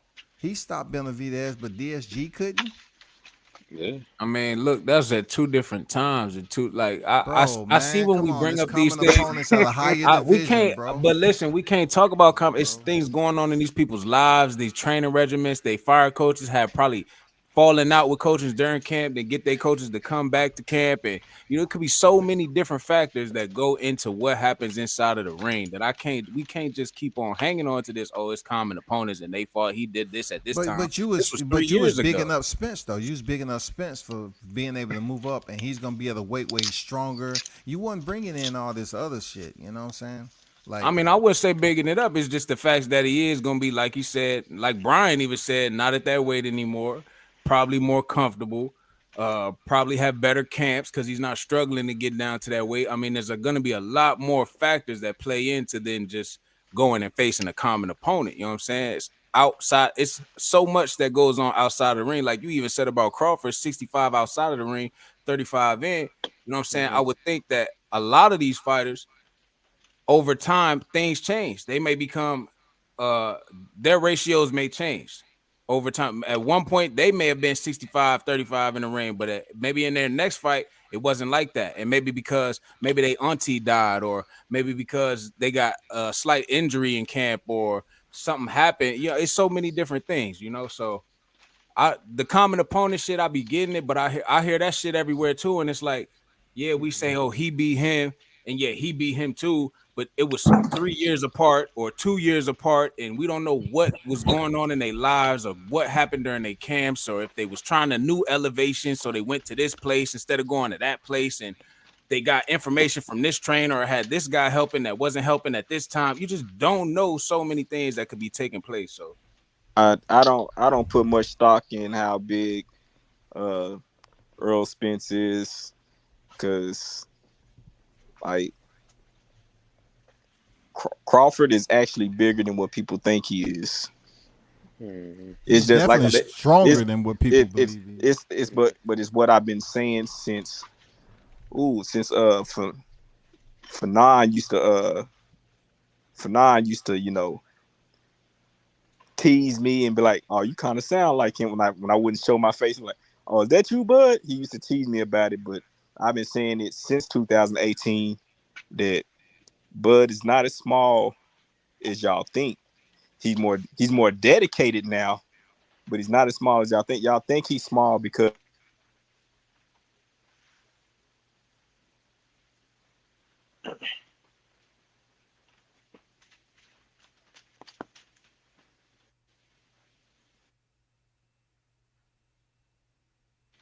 Yo, what happened, James? Your mic cut out. Can y'all hear me? Yeah, I hear you now. You cut out. Yeah. He Yeah. since he's got older, he decided to stick more around fight weight so he doesn't have to lose as much weight as he once did. Because when he was at 30, fighting at 35 and all that, he was losing anywhere between 40 and 45 pounds to make weight. So, and like I said, now that he's up there in age and stuff, like losing that kind of weight now would be crazy. To get down to like 30 and 35 where it used to be at. Yeah, and the reason why was that, when he was diet. when he was at 30, like 30 and 35, he was losing anywhere between 40 and 45 pounds. But if you got it to lose, your body gonna lose it. You know what I'm saying? You know what I mean? Yeah. So yeah, but he ain't no spring chicken no more. Yeah, exactly. But I mean, I think that goes back to what Brian was saying too, is and why he got Errol winning the fight just off of the natural size. You know what I'm saying? One person being bigger and then one person naturally being a smaller man. It's no point in life. I probably would. When I was 8, I was probably 130 pounds. When I was 9, I was probably way bigger than that. You know what I'm saying? Like I can't even understand how these grown men at 30 some years old is even weighing in at 147. Like my you gotta lean is understand. like it'd be like a 180. You know what I'm saying? It's You gotta extensive understand, workouts. It's the nutrition, bro. Extensive workouts and dieting, bro. It's not that hard, bro. I could cut like 30 pounds right now. But that naturally bigger thing, that to me, like I said, that don't mean nothing because it's not. Jeff Horn was naturally bigger than both of them. True, that's true. Absolutely. Destroyed. That was a big Ozzy. He was way bigger than Spence. Well, then that goes back to the quality of fighter that he is. You know what I'm saying? He was trained differently to Spence. I mean, you can compare him in size, but then they uncomparable in other situations too. You know what I'm saying? I mean, he had a Pacquiao on his record where Spence eyeball fell out before he stepped in there. Oh my God, bro! But what they say about how Pacquiao was at that time? I mean, he wasn't fighting the prime Pacquiao. I mean, that wasn't. So let's get this. I'm straight. not taking up for saying, no. Hold up for a second. So you're saying it wasn't the prime Pacquiao who beat Keith Thurman? I'm saying. When did he fight Keith Thurman? Was it before or after Jeff Horn? It was after Jeff Horn, right? I wouldn't know. A couple fights after Jeff Horn. Okay, there you go. So people was thinking that's a prime Pacquiao who knocked Keith Thurman on his ass, right? So but I'm saying, so what was wrong with Horn credit? But I'm saying, not gonna give him credit, bro. But what could have been wrong with Keith Thurman? No, we can't keep on making. What we on the excuse drill? We ain't on no excuse drill. We talking about real fucking life. We talking about real life. If nigga, my grandmama died, and I ain't focused. I ain't focused. You know what I'm saying? If I get knocked on my ass, I get knocked on my ass because my personal life fucked up. I wasn't right coming in here. But that wasn't Pacquiao though. Pacquiao lost the fight clearly. He got roughed up by big ass Jeff Horn. You know okay, so what if Pacquiao grandmama died while he was in camp too? You know what I'm saying? This is what I'm saying. Like real life, I'm just saying real life happens outside of like that's what I'm saying. When we make these comparisons at different times and different periods and points in people's lives, the situations are comparable in that aspect that the same opponents and they fought the same guy or whatever. But you say he wasn't in his prime. You didn't say nothing about his grandmother though. That's what we brought it back to. Well, the way you explained what you was trying to explain is how I kind of got there. You know what I'm saying? But like we talking about Jeff Horn beating Pacquiao. Pacquiao wasn't in his prime. So Pacquiao, like you saying he beat Keith Thurman after that. Yeah, he sat him down too. He knocked him down. Okay, now we're gonna say, okay, that wasn't really a prime Pacquiao, but that was a Keith Thurman who had an issue. He had a medical condition. He had an injury, whatever the case may be. I mean, who knows? I'm saying it could have been anything. Who knows? Man, Pacquiao looked good in that fight, bro. I ain't gonna lie. He looked good in that Keith Thurman fight, man. He probably looked excellent. Probably looked for way better than he did at Jeff Horn camp. You know what I'm saying? Or Jeff Horn fight. Maybe that's what I'm saying. Maybe the situations and the times in their lives was different that made them apply themselves differently in them situations. And then it just panned out how it panned out. Everybody, I feel like whatever channel I'm at, I'm always hearing Sean Porter being brought up between Bud and Spence. But then you hear Sean Porter say, I should not be and am not a measuring stick for Bud and Spence. I But was yeah, going through something I was going through two totally different things at them times. You know I what I'm saying? understand what you're saying, but I'm just, Pacquiao went the distance with Ugas, man. Pacquiao went in there and took the belt from Keith Thurman.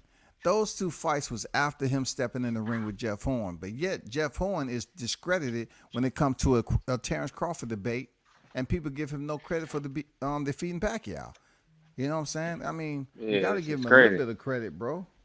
No, I no, mean, yeah, sure. yeah, that's just I think that's just my common stance no matter where I'm at, when I hear people bring up, oh, he did this to him, or he fought Kell Brook and then he fought him after, and it's like, I mean, that's it's YTC shit, bro. Yeah, yes, but yeah, I'm about to say yeah. Again, man, you going off the YouTube shit. Like you cannot listen to people like that, bro. Like you're not gonna get anywhere, bro, with that. yeah, You gotta yeah. understand, bro, at the end of the day, if a fighter is taking a fight, whatever they going through cannot be that damn bad if they are willing to take a fight. So if they say after the fight, oh my mom or I was this and that.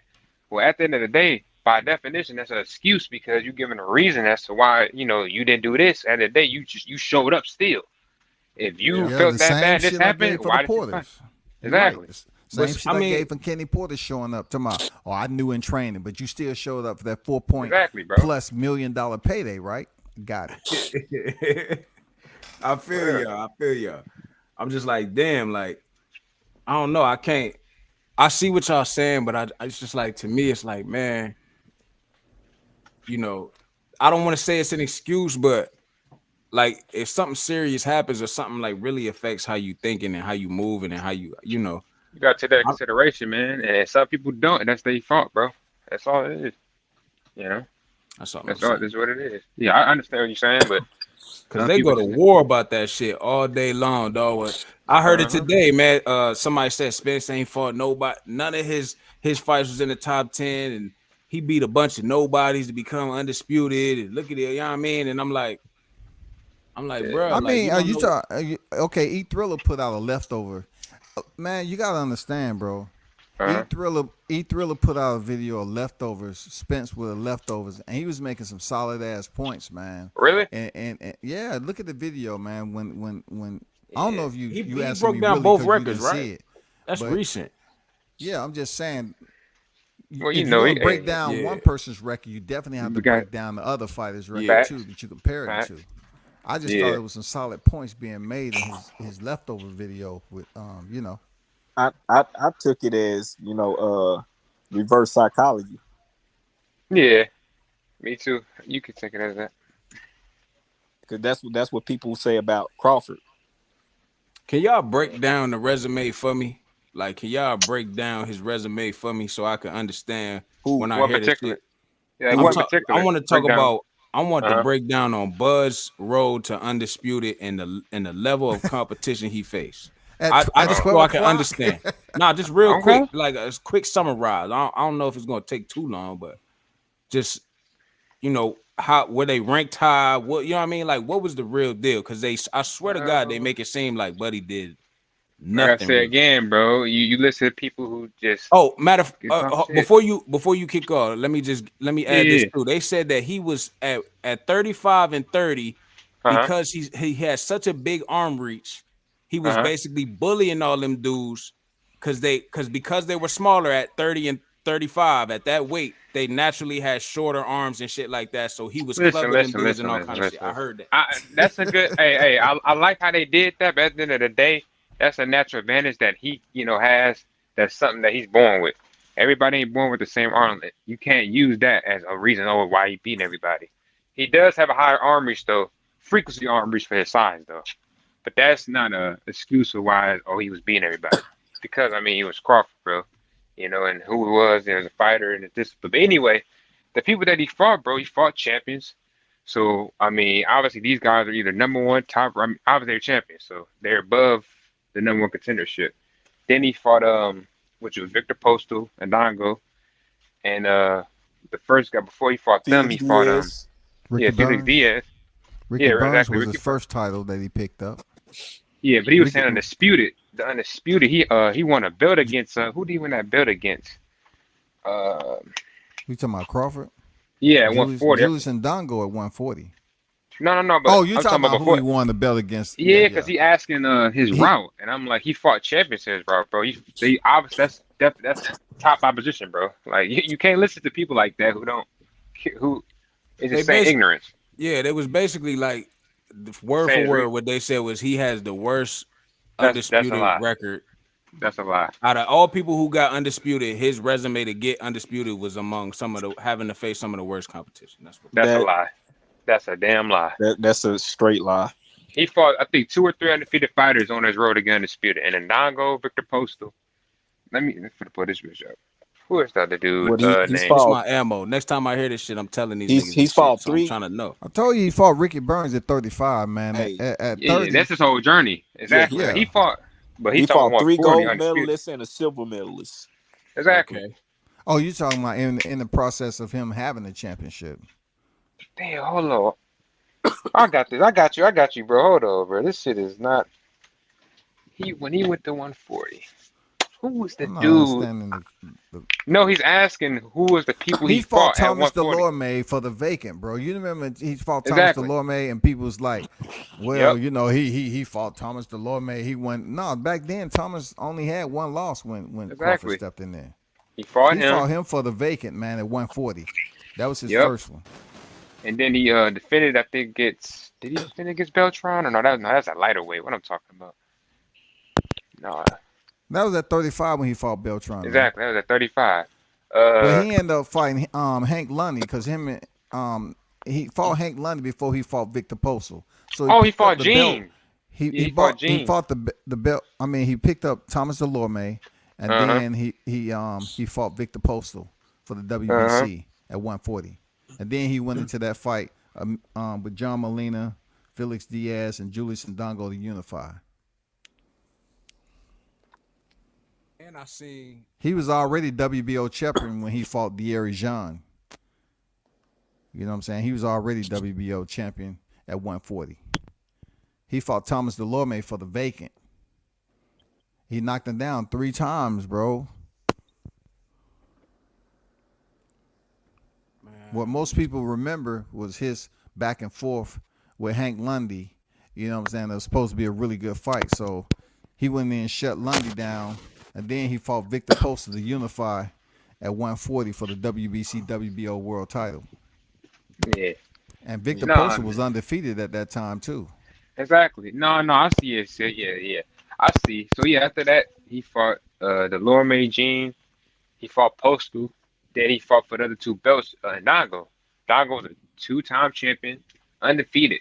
Like, how is that? And he defended his titles too. Exactly. Now. Defended exactly. So that automatically makes you a champion because sometimes you win a belt, you don't defend it. It's like, okay, you got the belt, but hey, you got to at least defend it once. To me, some people say like the other guy named Blood. He'd say you got to finish some 5+. I say at least once. At least you defend your belt once, you a champion. At least once. And he had. Yeah. So come on now, bro. You can't listen to that, bro. Like he fought 2 undefeated fighters, and the ratio of the guys he fought, they had a good winnable record, 80-90% winning ratio. They only had 1 loss. Like, come on now. And look Now at we that compare fight with Felix Diaz. Felix Diaz Exactly. was considered somebody important. Come You know on. what I'm saying? Olympian Exactly, and bro. shit, man. He was in toss supposed to fight Lomachenko. Yeah. Come on now. And Gold Crawford shut medalist. that shit down, bro. Come on, right. Like, man, you can't listen to that shit, bro. You can't And listen then to you that got to shit. give him credit too for defending his belt. Like he picked up his first belt right at 135. He picked it up and he went home to Omaha to fight Gamboa, who was undefeated. And Gamboa was a hitter back then, dog. Straight when up. Crawford fought him, he was a hitter. He was he was so cold. He was go dubbed ahead. Mini Mike Tyson. Yeah, He was so dubbed cold Mini that Mike Tyson, man. he didn't have fought for a year because he was the best. Nobody finna fight. He was so cold. Like he took a break. People try to use that excuse though, like, oh, he fought him when he was at a year layoff. I mean, bro, he practically beat the best guys other than Crawford, which he didn't beat, at the time. And when he fought Crawford, that was his end of his run. I mean, but see, the only thing they talk about with that fight is when he hurt Crawford. They don't talk about how many Right, times he was knocked down in the fight. exactly, bro. Like what? knocked down like 4 or 5 times. Yeah, he was knocked down several times, and this is an undefeated hitter. Gamboa was a hitter back then, man. He was the Bro, truth. crazy. Crawford took him home to Omaha and said, "I'll defend my title with you in Omaha. Let's go." Yeah, man. Man, you gotta put some respect on this motherfucking rise, man. Yeah. I It heard wasn't somebody easy use at all. excuse. I heard somebody use excuse sometime that Crawford he half stepped into boxing at lower weight classes because he didn't want to really fight at the heavier weight class because he was too small. He would have got beat. It didn't make no sense at all, man. I was like, It bro, didn't. come Yeah, on, man. that's every. And if you want to use that, like my boy Expert always does, use reverse or use that same logic. Well, every boxer does that too. Errol Spence, every boxer they do the Sean same thing. Porter, yep, Exactly. Look, I'm about to say that Sean Porter at one point was 160, bro. He was fighting that, bro. 160. Come on now, Don't he he have a fought win Usyk. over Keith Usyk Thurman? too? Yeah. He got a win Keith over Thurman. Usyk, bro. Come on now. Yeah, Keith Thurman and Earl Spence, 154. Moved Oh down to damn. 147. Yeah, Errol Spence has like two or three of his opening fights in his professional career. He was like that, right? I think up there like No, 154. in his first night. You went out. You there? This damn thing. My bad. His first 19 fights, I think he only had about 4, maybe 5 fights at welterweight. Uh-huh. So, but he basically started his career at 154. And he didn't start focusing on welterweight until after his 19th fight, or it might have been his 19th fight. He focused on welterweight. Right. Yeah. So Yeah, what you said? he had more Mhm. fight. No, yeah, I think You he's good. had more fights at 154 than he has at welterweight. Damn. Yeah, because Uh-huh. I tried to. I was using that in debate with somebody before, and they was trying to act like it didn't matter. But he picked and choose, man. When he was gonna settle down to 147. That's why I say he was damn kicking rocks for a minute, trying to figure out what the fuck he was gonna do, what division he was gonna contend in. I ain't know that. But I think it was Alejandro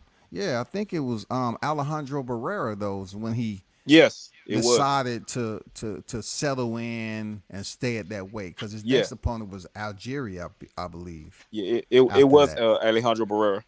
Okay. Mhm. Yeah, Alejandro Barrera was like when he decided to, I'm gonna fight at 147 for good.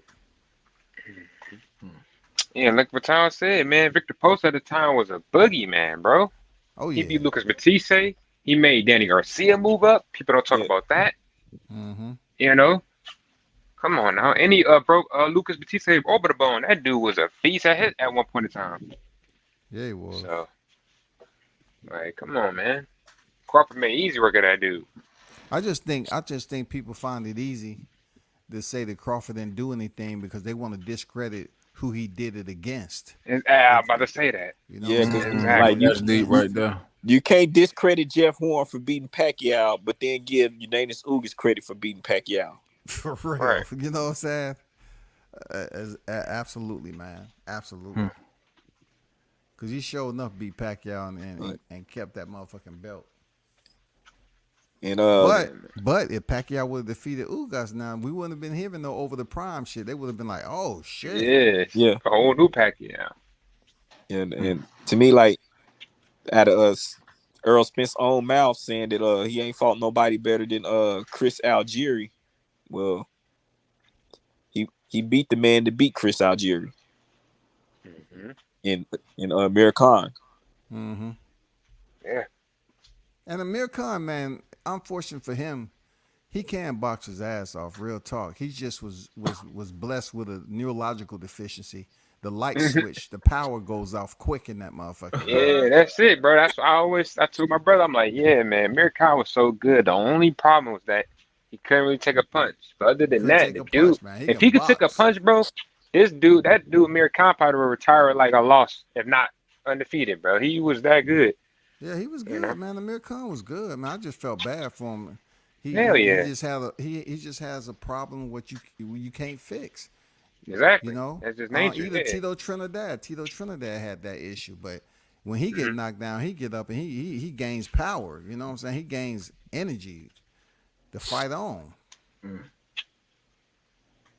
Amir Khan was getting put the fuck out.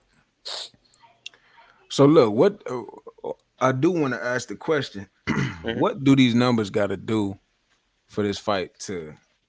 I mean, if Bud's getting 10 and Davis getting 8, We that's don't damn know near 20 exactly million. if he gets We don't paid. say. Right, Right. right. So, but I can't if it's trust that close to shit that and coming we from selling the Blue, pay dog. per views at $40, No, I feel you. That's why, like I said, some of it, I'm like, I can at least agree to some, but yeah, with the price, yeah. At least for Crawford, that's what they allege. 8 motherfucking million. That is amazing. Damn. Where's the venue? Can and It's gonna be in I don't Omaha. believe I that think shit. it's It's gonna gonna do be in good Omaha, numbers. dog. It's gonna be. I'm gonna say at least 200 plus, 300 plus thousand should be a number. Maybe. I don't know. That's probably 300 too plus high. thousand buys. Yeah, that's you asking, right? I With mean, numbers, I right? mean, All right. I think for $39.95, it should it should excel past 300. Cause Okay. Hey, Hey, I just being. $39.95, it should be people that have a little bit in the tank during the man, holiday Right? season to pay If for if $39.95. What you think, if expert? 300,000 at $39.95, that's almost $12 million. to me, when you say like what we think the fight should do, and with it being 39.99 or whatever, Yeah. Rick Glazer is just going off in my head right now. I'm saying. Yeah, I mean, and we use him for example. Shit, ain't nobody doing big numbers at Crawford because Crawford doing good for himself. He be exposing all them numbers. Like Tank ain't doing these numbers that they think. Arrow, all these guys. Like it just they put Crawford on a telescope because they show his actual numbers, unlike everybody else's. But his Yeah. numbers is probably not bad though. He's definitely either even in the profit or he damn near flipping a profit every time. Cause you gotta look at the gate. He sell out the gate in his hometown. Damn near most of the venues he been, Madison Square Garden, whatever. But we know in Omaha he gonna sell it out. So you gotta add that up, the ticket prices, plus that's like gonna be in the millions. Come on now. I mean, That's what I'm saying. How big is the venue? we don't know yet, bro. We gotta don't. wait till they I announce. can, I can find out the capacity of the venue right now, though. You can't. I mean, did they announce it though? They It didn't all even announce depends on the how many the tickets date. they print, though, right? Hey, Even Yeah, if- they we did. talked They about did that put the before. venue up there, dog. shout They out to did? Shit, I didn't know, bro. shout out Yeah, to they- Town Biz and what he just said. Yep. What are you saying? Hell Sad yeah. part about it is most of the hate that Crawford get come from. Oh, exactly. Yeah. And Yeah, that it is. leads into what Rick Glazer said earlier about Wilder's numbers. Yeah, that's crazy. If he really did that many numbers, I thought he at least do like 200,000. Motherfucker, I Um, stole it. the health center He said in Omaha seats Mhm. close to 18,000. Okay. So if they print out what 16,000 tickets, you know what I'm saying? They sell out all 16,000. I mean, It of course, they should, all be for different sure. prices and shit. Depends Yeah, on you what got- they sell alright. the tickets for. Right. Yep. Yeah, I'm about to say we got to add. Yeah, we got to times that by the tickets they sell. Crawford we- be packing out Omaha whenever Exactly, he's there. bro. He be So packing I out mean, Omaha, bro. hey, listen, my guy, Blunt, you ain't got to worry about that. He's definitely gonna flip the profit. I For just sure. want the nigga. If he going to go get the money, I hope the nigga make the money. That's all I'm saying. Make I it want back. him to- Yeah. He's I want him definitely- to make he that. will. If they talking about the 8, I'll give him the goddamn 8. Make sure you get the 8. You know what I'm saying? I don't want this to all be in vain. Oh, the nigga was supposed to get 8 million and he only got 2 million. You know You what they talking gonna about say? Mhm. Nah, I mean 10 million. Goddamn it, he was supposed to get 10 million. Come to Mhm. find out, you know this is gonna be on the next YouTube channel. Come to find out, the nigga only got 2 million. No, he ain't getting 2 we- million. we he not about he to packs have out another- Omaha, bro. He packs out Omaha. We're not about to have another We Got J-Lo incident. The fight gotta happen. It gotta go down. All needs to go as planned. Whether niggas, I mean, I hear a lot of, I've been a lot of places. A lot of Bud fans saying they don't give a fuck. They ain't buying it. They streaming it. They get it. You know what I'm saying? Whatever. But I hope, like I said, should. the man get his money. because a lot of his fans is pissed off. A lot of a lot of his diehard Bud fans, they pissed off because he's not. And this is what I told OG yesterday when he was live. I think it might have been last night. That I wish if it was me, he would have just came out and told people what it was. Like did a video, said, "Listen, this nigga's bullshitting. I love y'all. I'm finna come out here. This is who I'm finna fight.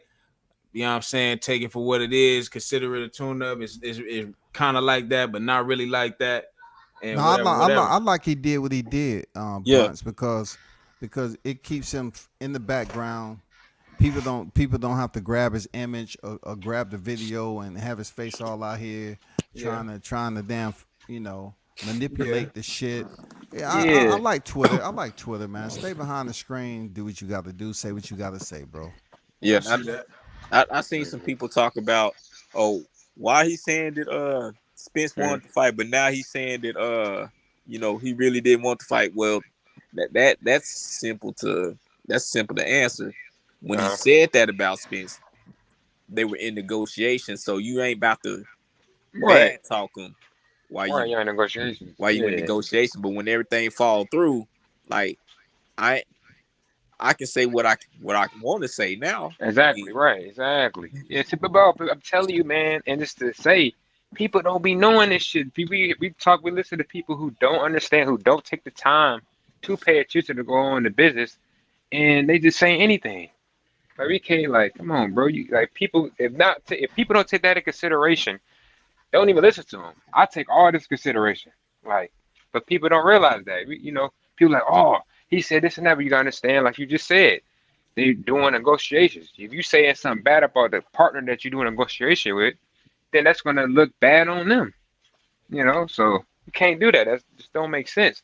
You have some clowns that are gonna say like, oh, look, he's misrepresenting what he's saying, and he's being a hypocrite or contradicting. But I mean, if we could say the same thing of Errol Spence, because Errol Spence said he's never gonna fight Keith Thurman, and I guarantee you, more like my man Town said, he gonna fight Keith Thurman next year. So, I mean, if you think about it, Spence has been since 2018. Well, even before 2018, Spence has been a walking contradiction. Yeah, straight up. But nobody wants to call him out on it. Everybody just want to sweep it up under the rug, act as if it didn't happen, or act like, well, that's not really what he really meant. So you know what he really meant. Mm-hmm. Yeah. Well, what do you think his biggest contradiction was? Arrows? Yeah. Well, let me see. Let me think about that. That's so much receipts. What would be his biggest one? Yeah, bro. Got to unpack a whole bunch of interviews. To me, the biggest one got to be on the other side of the street. No. Oh, that's one of them, but that's not the biggest one to me. The biggest one, motherfucking easy route shit. That not even that. Well, go ahead. To me, here it is. To me, the biggest contradiction is like I was trying to tell the other dude like a month ago when it was Keith Thurman, the top dude, then you had Kell Brook, Danny Garcia, and Sean Porter. When Spence came out and said that he don't know why these dudes ain't trying to fight him, he don't care nothing about the politics or anything. He just want to prove that he's the best. To me, that is the biggest contradiction ever, because you said that when these dudes at the time wasn't trying to fight you. Then when somebody come up and wants to fight you, then it's, it's business, it's politics. Yeah. Well, I think maybe he jumped off the ledge when he said he was his own boss. That's probably the second biggest one. That's the second biggest. That's the second. Yeah, he's his own boss in his own world. That's to me number one.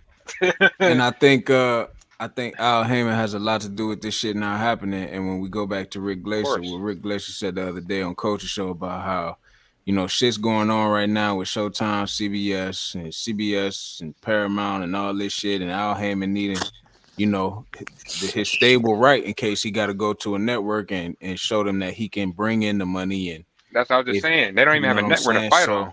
yeah, because Glacier said something about Fox is, finna be out the picture, and then Showtime going through what they going through. So if this, if all that is the case, I think, what Brian said was correct. I think they both did want to fight. Errol wanted to fight.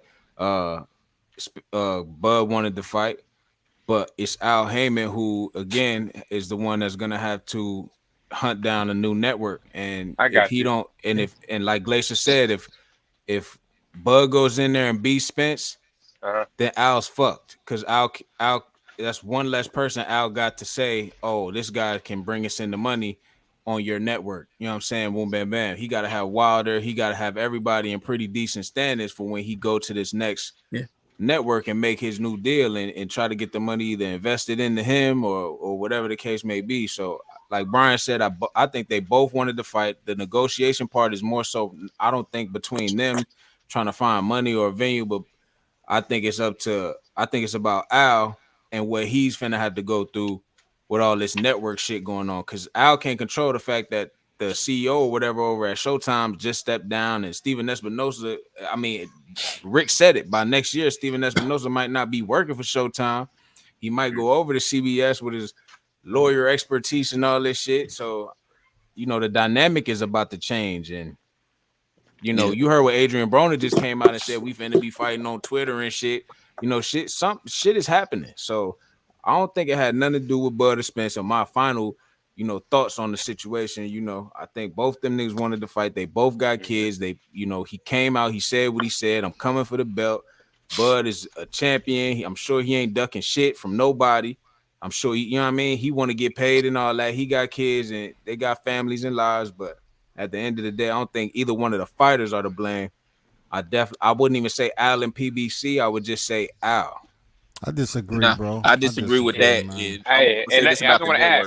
Yeah, I'm gonna let y'all hit. I just want to add, if Errol really wanted to fight, he would be having a conversation with Al right now and trying to figure out. Yeah. But again, like I said, Al can't control what's CEOs over at Showtime stepping down. No. And I'm not saying him. I'm not saying what he controls. I'm talking about between Errol and Al. But Al, the reason why Errol's not gonna do this and say, "Hey, man, hey, I ain't finna work with you, man." I don't think he really wants to fight, because like I just said, if he really did, he would be to have a conversation with Al, like, "Hey, bro, make this fight. Well, I'm done. We gonna have some problems." Right, but he can't do that because he's indebted to Al. Rick is saying that Al, like, of course, Errol can't go in there and tell Al to do that. But even if he did, it's like Al's got to make the decision. Yeah, I say he can, bro. He can. Wilder does. He can. Okay, even if he could, but Wilder's probably more likely to deliver. You know what I'm saying? Than Spence is, because he's probably concerned that Spence will go in there and lose. If Spence, he cannot risk. Rick Glacier is basically saying that. Go ahead. Rick Glacier is basically saying Spence cannot lose to Crawford, but he most likely will. Crawford's gonna go over there. He's gonna beat Spence. Once he beats Spence and takes all the belts, Al Heyman is fucked.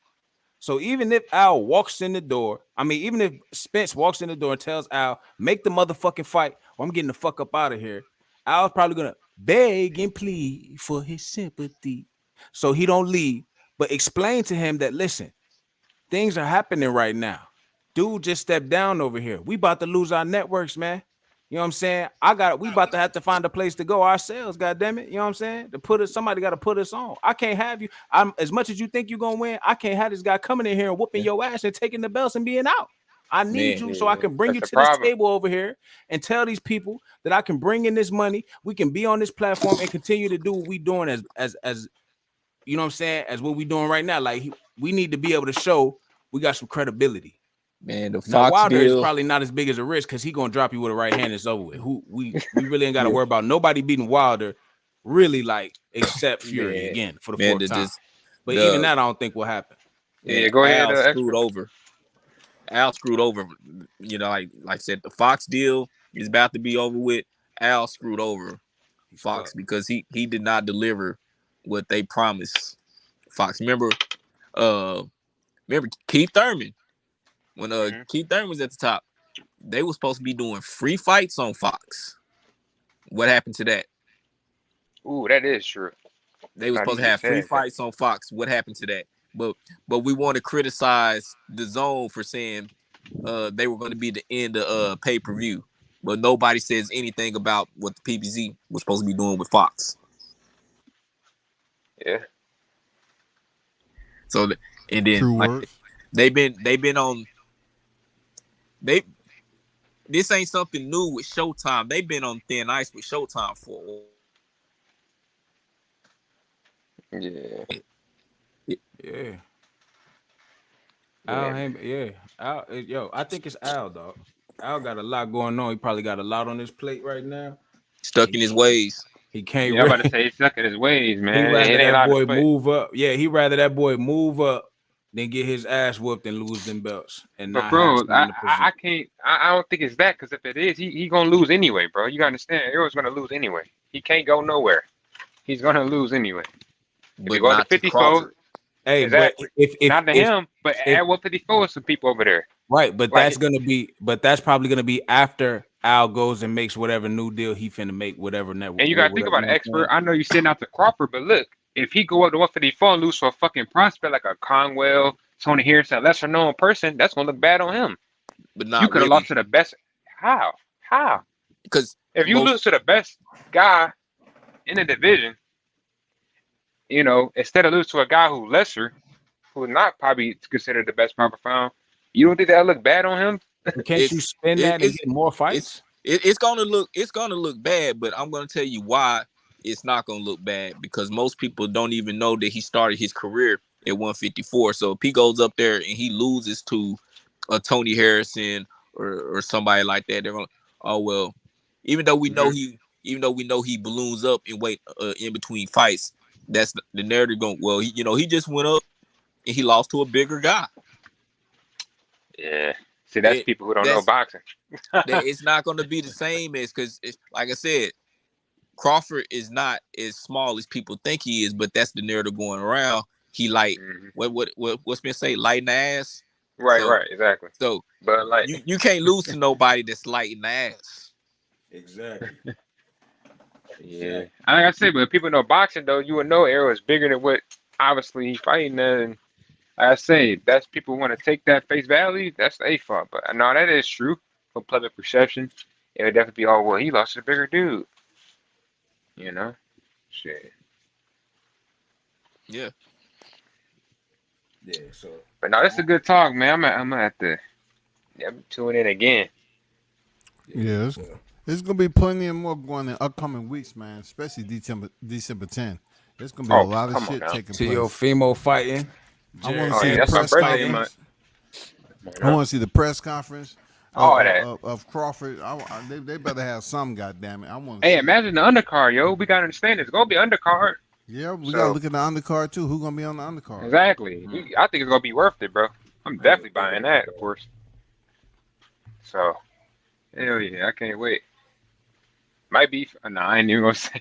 So don't tell me who's gonna be on there, but it might be somebody we wouldn't expect. But yeah. I know that will be when I see the first press conference. Yeah, I want to see the first presser. I want to see. Right, exactly. Well, I want to see. I can't even say that. Member.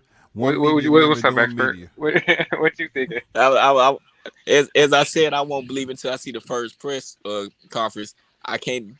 As soon as I said that, Jarrell Miller popped up in my head, so I can't even believe the first press conference. Yeah. Man. What you mean? Him popping for 30 different pads? Yeah. Yeah, pretty much. And the fight not going through, he's saying, basically. Mm-hmm. Yeah. No wonder he had AJ shook. AJ knew what he was doing. Don Dada Brian Norman was just in here. He ain't say nothing about that. Or did he say something? He said something about what the? Let me see. What did he say? Did he say he was working on something for December? No, he said January. Yeah, Don Dada. He was just in here, bro. They're gonna try to get him on the undercard. Shout out to you, Blood. Blood in the chat. Salute to you, man. Shout out Blood Boxing in the building, retro boxing documentaries. Oh, what up, big bro? Yeah. I don't believe nothing with them trying to get Brian Norman on shit. Yeah. And Brian Norman, he getting that Wilder look right now. Remember, well, 3 straight fights with Wilder got canceled due to his opponents testing positive for PEDs. Uh-huh. Even though this ain't no PED situation, it's like 3 straight fights just down the drain. Uh-huh. Well, I'm wondering whether support, man. Whether why can't it happen, man? I know he being professional, but damn, come on, man. Right. Can get that man in the ring. Damn. I whoever get in the ring with him, I feel sorry for him. He got a For lot real, of dog. For real. Yeah. That's one intense dude, though. When it comes to sparring, Yeah. don't go ask him a motherfucking thing. Yeah. He be steadily pacing back and forth till you get in the ring. Damn. He that much of a beast, man? He is, man. He zones out, man. I seen them interviews that you did with him, man. He talking about he had his hood on and shit. Man, that shit was. I was like literally envisioning that shit in my mind while I was listening to that shit. That shit was crazy. Like on here, he's all cool and down to earth. Hell yeah. Man, when you get ready to spar, that shit's just like he's going in there for a real fight, man. No, yeah. It's kind of how you have to handle it too, man. You know. Crawford don't act that way. He be out there laughing, you know, stretching, warming up. Well, that's obviously in that particular spar. I'm pretty sure Crawford definitely turn it up when it needs to be in certain sparring matches. Piss him off. Exactly. I mean, we hear a lot of stories. It's undocumented. It's about how he be going to sparring. Competitive he is. He didn't get competitive over fucking doing that little game. I can't even think of the game right now. But shit, he could be competitive over that shit. Crawford just remind me of a dude that would turn up on you without even you knowing it. Like he just look like that little kid that know he about to do something. He got that look on his face. You don't know what's going on, but he know he about to do something. That's Crawford. Yeah, straight up. I just look at Crawford as being that dude when he had an issue. He gave you that Joseph Benavidez look, real talk. Yeah, just straight to the point, nigga. I ain't come here to play. I'm telling you, man, the meanest dudes is the best ones, but the meanest people in boxing is the ones that really be a problem. You know, most of the time. Yeah, that's why I feel like Fandora definitely gonna get knocked out too, cause he ain't a mean dude. He too nice. I think he's just doing that just to do that. I think he probably asshole. You think so? That's what this dude Southpaw. I'll listen to him a little bit. He said that's the fake persona he doing. He not really that nice of a guy outside the ring. That's what he said allegedly. You can tell him and his sisters act just alike, man. Yeah, his sister tall too. For her, like 6'1" or something. 6'2". Yeah, they trying to bring them along, you know, brother sister tandem stuff like that. Kudos for them. Exactly, yeah. You talking about Crawford's sister? No, Fandora. Fandora. Yeah. I'm like, man, I wonder if she was that damn tall. Right. Oh man. So I saw real quick. I saw there was one point in time where Crawford did have a quick turnaround fight, something similar to if he were to fight Spence in February, like his sister mentioned in the tweet after fighting David. Apparently, he had another instance in his career where he did have a quick turnaround. You think it's a possibility he'll fight him in February if the opportunity presents itself? I mean, it's a possibility. I know this was kind of what Brian Norman when he said was what happened. I kind of was agreeing in that moment, but I think it could happen.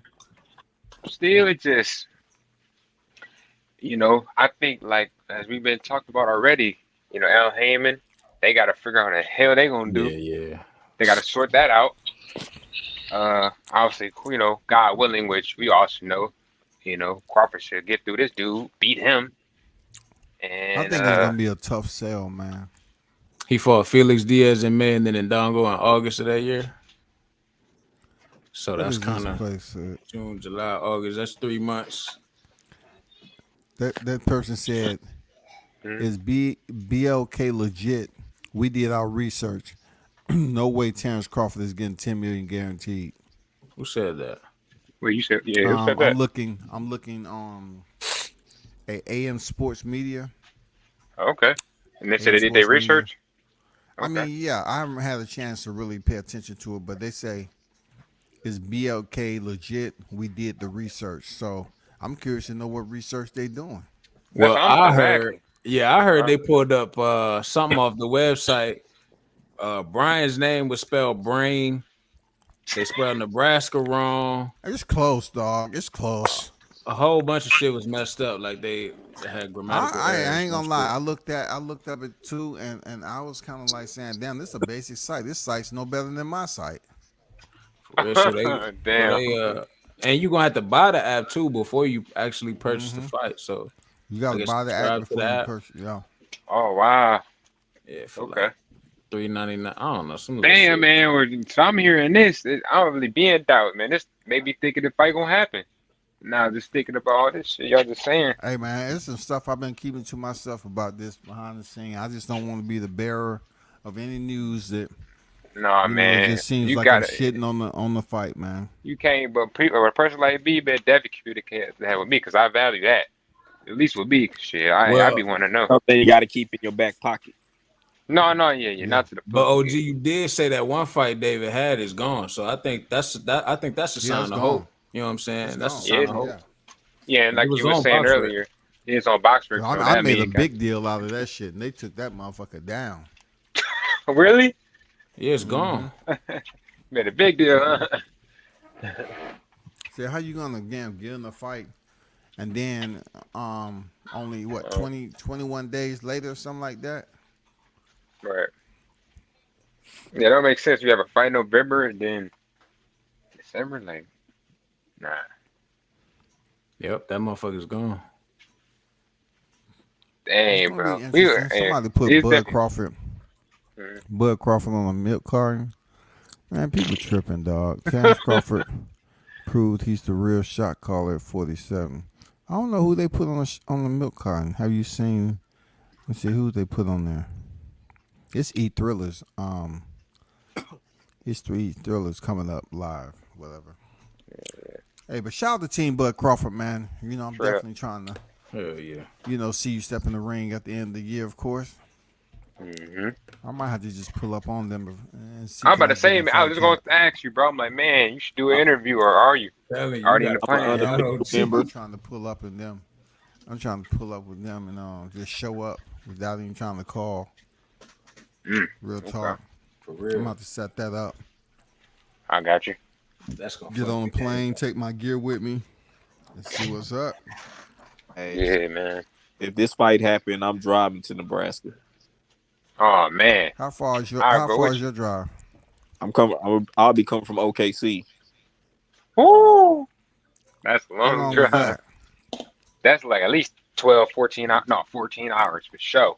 Look that up God right now, damn, expert. I know I'm not son. wrong. I It know. ain't too bad. It ain't too bad. 14? I mean, not really. I know for me it ain't far. It's like 6 hours or something. I'm in Illinois.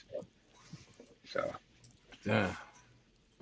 Yeah, as yeah, soon I'll as say y'all that. get there, y'all gotta hit the 7-Eleven, you know.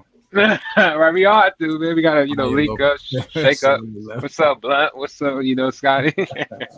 Hey, y'all want to hear this Man. audio from this dude, man? He got some pretty good audio. AM Sports. Yeah. Yeah. Serious. It's a pretty good damn live, man. Shout out to It's AM. pretty good damn live. I ain't gonna lie. Let me share this shit right quick. This brother seems like he's locked in. Let's Yeah. see. Don't even seem like a Saturday. There's been a lot of Terrence Crawford supporters in the comment section of our last video saying that we hate on Terrence Crawford, that he's a great businessman. he went from no guarantee to at least $10 million guaranteed in the span of 2 weeks. It is the opinion of this channel that Terrence Crawford is not a good businessman. And that is based off of What the fuck? Oh shit. I didn't know this dude was a hater. That's crazy. Yeah, what? I want to hear the BLK Prime shit though. He said you're not a good business dude. Come on now, bro. Hold up. Yeah. Hold up. Mm-hmm. Mm-hmm. Mm-hmm. Okay. Okay. Okay.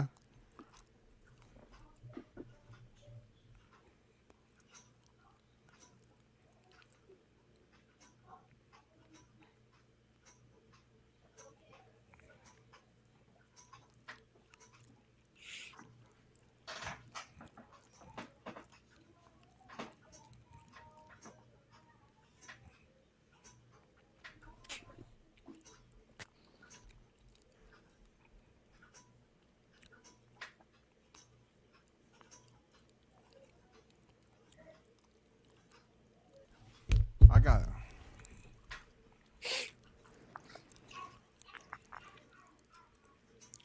I got to get my disclaimer.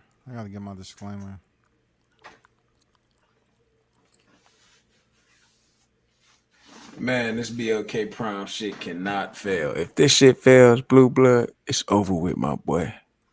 It's over with. Pause. That shit cannot fail. to a diverse audience worldwide.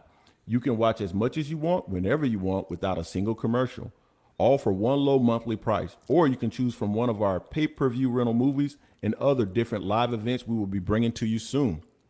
Interesting. So that's what they are. They are a subscription-based demand service / pay-per-view service. So once I found out what they were, I wanted to figure out who owns it, who drives it, who's the man behind it or woman behind this entity, and how could they possibly afford to pay Terrence Crawford $10 million? About to see Dad's who I didn't mention. So I started looking at different websites. So BLK Prime, of course, is not a publicly traded company, so getting information is not as easy as you would if you were looking at a publicly traded company.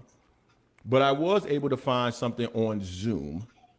And Zoom and Bloomberg, you can sometimes find information about companies that are not publicly traded, like the revenue, the range of revenue, some of the people that work at the company, so forth and so on. So this is what I found on BLK Prime, their org chart on Zoom Info. So they did not list the CFO, or the CEO rather, but they did list Kenneth Frith, who's the vice president of production, Scott Shear, senior vice president. They don't specifically say, and then there's somebody over here that they did not list. If you actually go to the web version or the mobile version, you can find some additional names. So Lauren Pearson, who's vice president of business affairs, Laleen Shepard, Terrence Hatter, Desmond Gums. So I said to myself, let me see if I can find out more about some of the people that are apparently on their EOT, because typically on these websites, that's who you're going to list. The vice presidents, the senior vice presidents, so forth and so on. So I said, I'm a professional. Let me go to my LinkedIn and let me see if I can find some of these individuals. So I did. I found Kenneth Frith. So let me take a look at Kenneth Frith. So currently, he's the co-founder and chief operating officer of Rock 11. That means it's just his company. It's based out of Prague.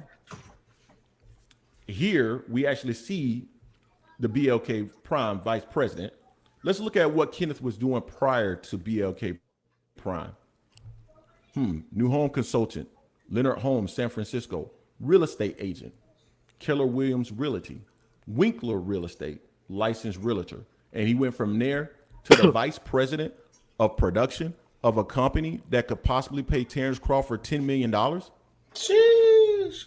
Does that make sense? This man had absolutely no history, no prior experience based on his LinkedIn in production, in entertainment. Something ain't right. He was a real estate agent, and now he's the VP of production of an entity that can pay Terrence Crawford $10 million guaranteed. Well, let's keep going, because to me, that doesn't make any sense. So Laline S. So let's see Laline. COO BLK Prime, Chief Operating Officer. So prior to that, she worked in hospitality. She worked at Hilton as a director of destination marketing. Like she was a travel associate or, a manager of marketing at a travel association. So she was basically in hospitality. She went from hospitality to entertainment, doing movies, videos, and all that other stuff. And now she is a principal at Stellar Preparatory High School. And it looks like she's a contract principal. So she was a senior sourcer, THW Consultants. So she basically went from COO to BLK Prime to basically a recruiter to now a principal at a high school. Does this sound like someone who is the chief operating officer of an entity that can afford to pay Terrence Crawford $10 million guaranteed? She is a principal right now, and right now, up under her actual name, she claims that she is a sourcer and a recruiter. So she's basically a recruiter. How is it possible that she was the COO of an entity that could afford to pay Terrence Crawford $10 million and not bat an eye, have no issue? Because you got to think about it. A company that can pay him $10 million, that has to be a pretty big entity. Mm-hmm. So let's look at someone else. So he was not listed, but he was working at BLK Prime, Arian Johnson. So he's a graduate of Jackson State University. He was the marketing director of BLK Prime Studio. Now he's an estate manager, otherwise known as a personal assistant and a house manager. So you had a guy that was the director of one of their studios. He's now a house sitter or a house manager. Does that sound like an entity that could afford to pay Terrence Crawford $10 million guaranteed? Guys, just looking at this on the surface and going through here and just looking at some of the people that actually worked at BLK Prime, it does not make a whole lot of sense that this is an entity. I'm not saying that they're not a legit entity, but they don't seem to be an entity that could actually afford to pay him a $10 million guarantee. Now, I will say this. So find out where Blues see that. Could be possible. Where does he see that? It could be possible that Terrence Crawford and You have BLK Prime, a Porter they John may close have to it? like an angel investor, someone who has deep pockets that's willing to front this to help move that organization in the right direction. Who knows? But what I'm saying is that just based off of the information I can find, and also I can't find anything listed for these individual companies when I go to the California Secretary of State. So I've looked up BLK Prime, which they're supposed to be based in San Francisco. I couldn't find them. They are supposed to be owned by an entity called EFC Investment Group. Couldn't find them either. Now that doesn't mean that they're not legitimate. They could be based out of those states. They just go by a different name, but I couldn't find them under those names. I ain't gonna lie, I didn't look All good, I'm saying bro. is, guys, this looks very suspect in terms of the ability to actually pay them $10 million unless they have an angel investor. But at bare minimum, even if they have an angel investor, just looking at who was actually running the organization prior, would you put your career in the hands of these people? You tell me what you think in the comment section. This is the Angry Man Podcast, AM Sports Media, and I'm out. Well, do y'all get anything out there? You seem Oh, yeah, I did. angry, but he did mention some important shit, though. Man, I can see it coming now. Now, I ain't gonna lie, Bloods. I see why you kind of might have had some reservations. Man. You know? I mean, but it just goes to show, man, Blue is a buster. No, but no, for real. No, for real. No, yeah, cause come on, man. Something just Who is that? Who is that? Huh? Who is who? What? Bro, who are you talking to? Oh, you talking to me? Who you was talking to, man? This is crazy, dog. I sure do hope this fight pans out and that man gets his money. But right now, off of that, it ain't looking too good. It ain't looking good at all. A real estate agent? What? Gotta have some kind of investor, man. What if when he was out, fighting Trey Songz and hanging out with Jay-Z and taking pictures and all that, 50 Cent and all that, what if he got one of them to invest? Hey, that's possible. That would be crazy. Niggas got no clue the whole time Jay-Z done backed Bud. Oh my God. Yeah, that's a picture, but yo, we can assume, but we don't know. That was a picture. Would go crazy, dog. You know what though? What you just said could be Jay-Z. This could be something Jay-Z. I don't know. Imagine Jay-Z in boxing. Hey, he tried to get his foot in the door. Exactly. He didn't do something. He just went by it the wrong way. Yeah, boxing, man, that's a fucking dangerous game to do business.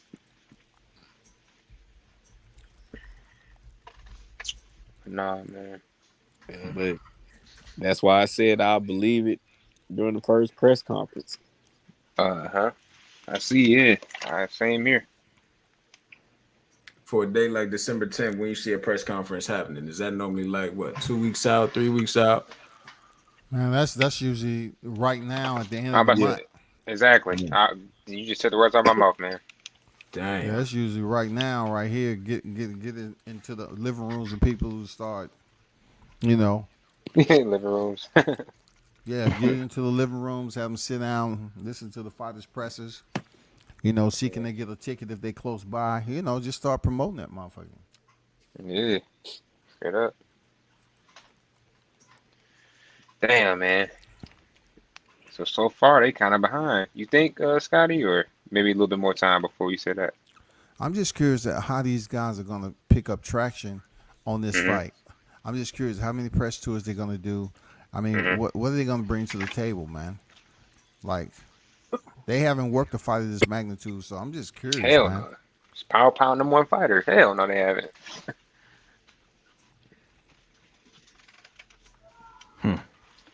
Man, hey, I'm gonna head out real quick. In a minute?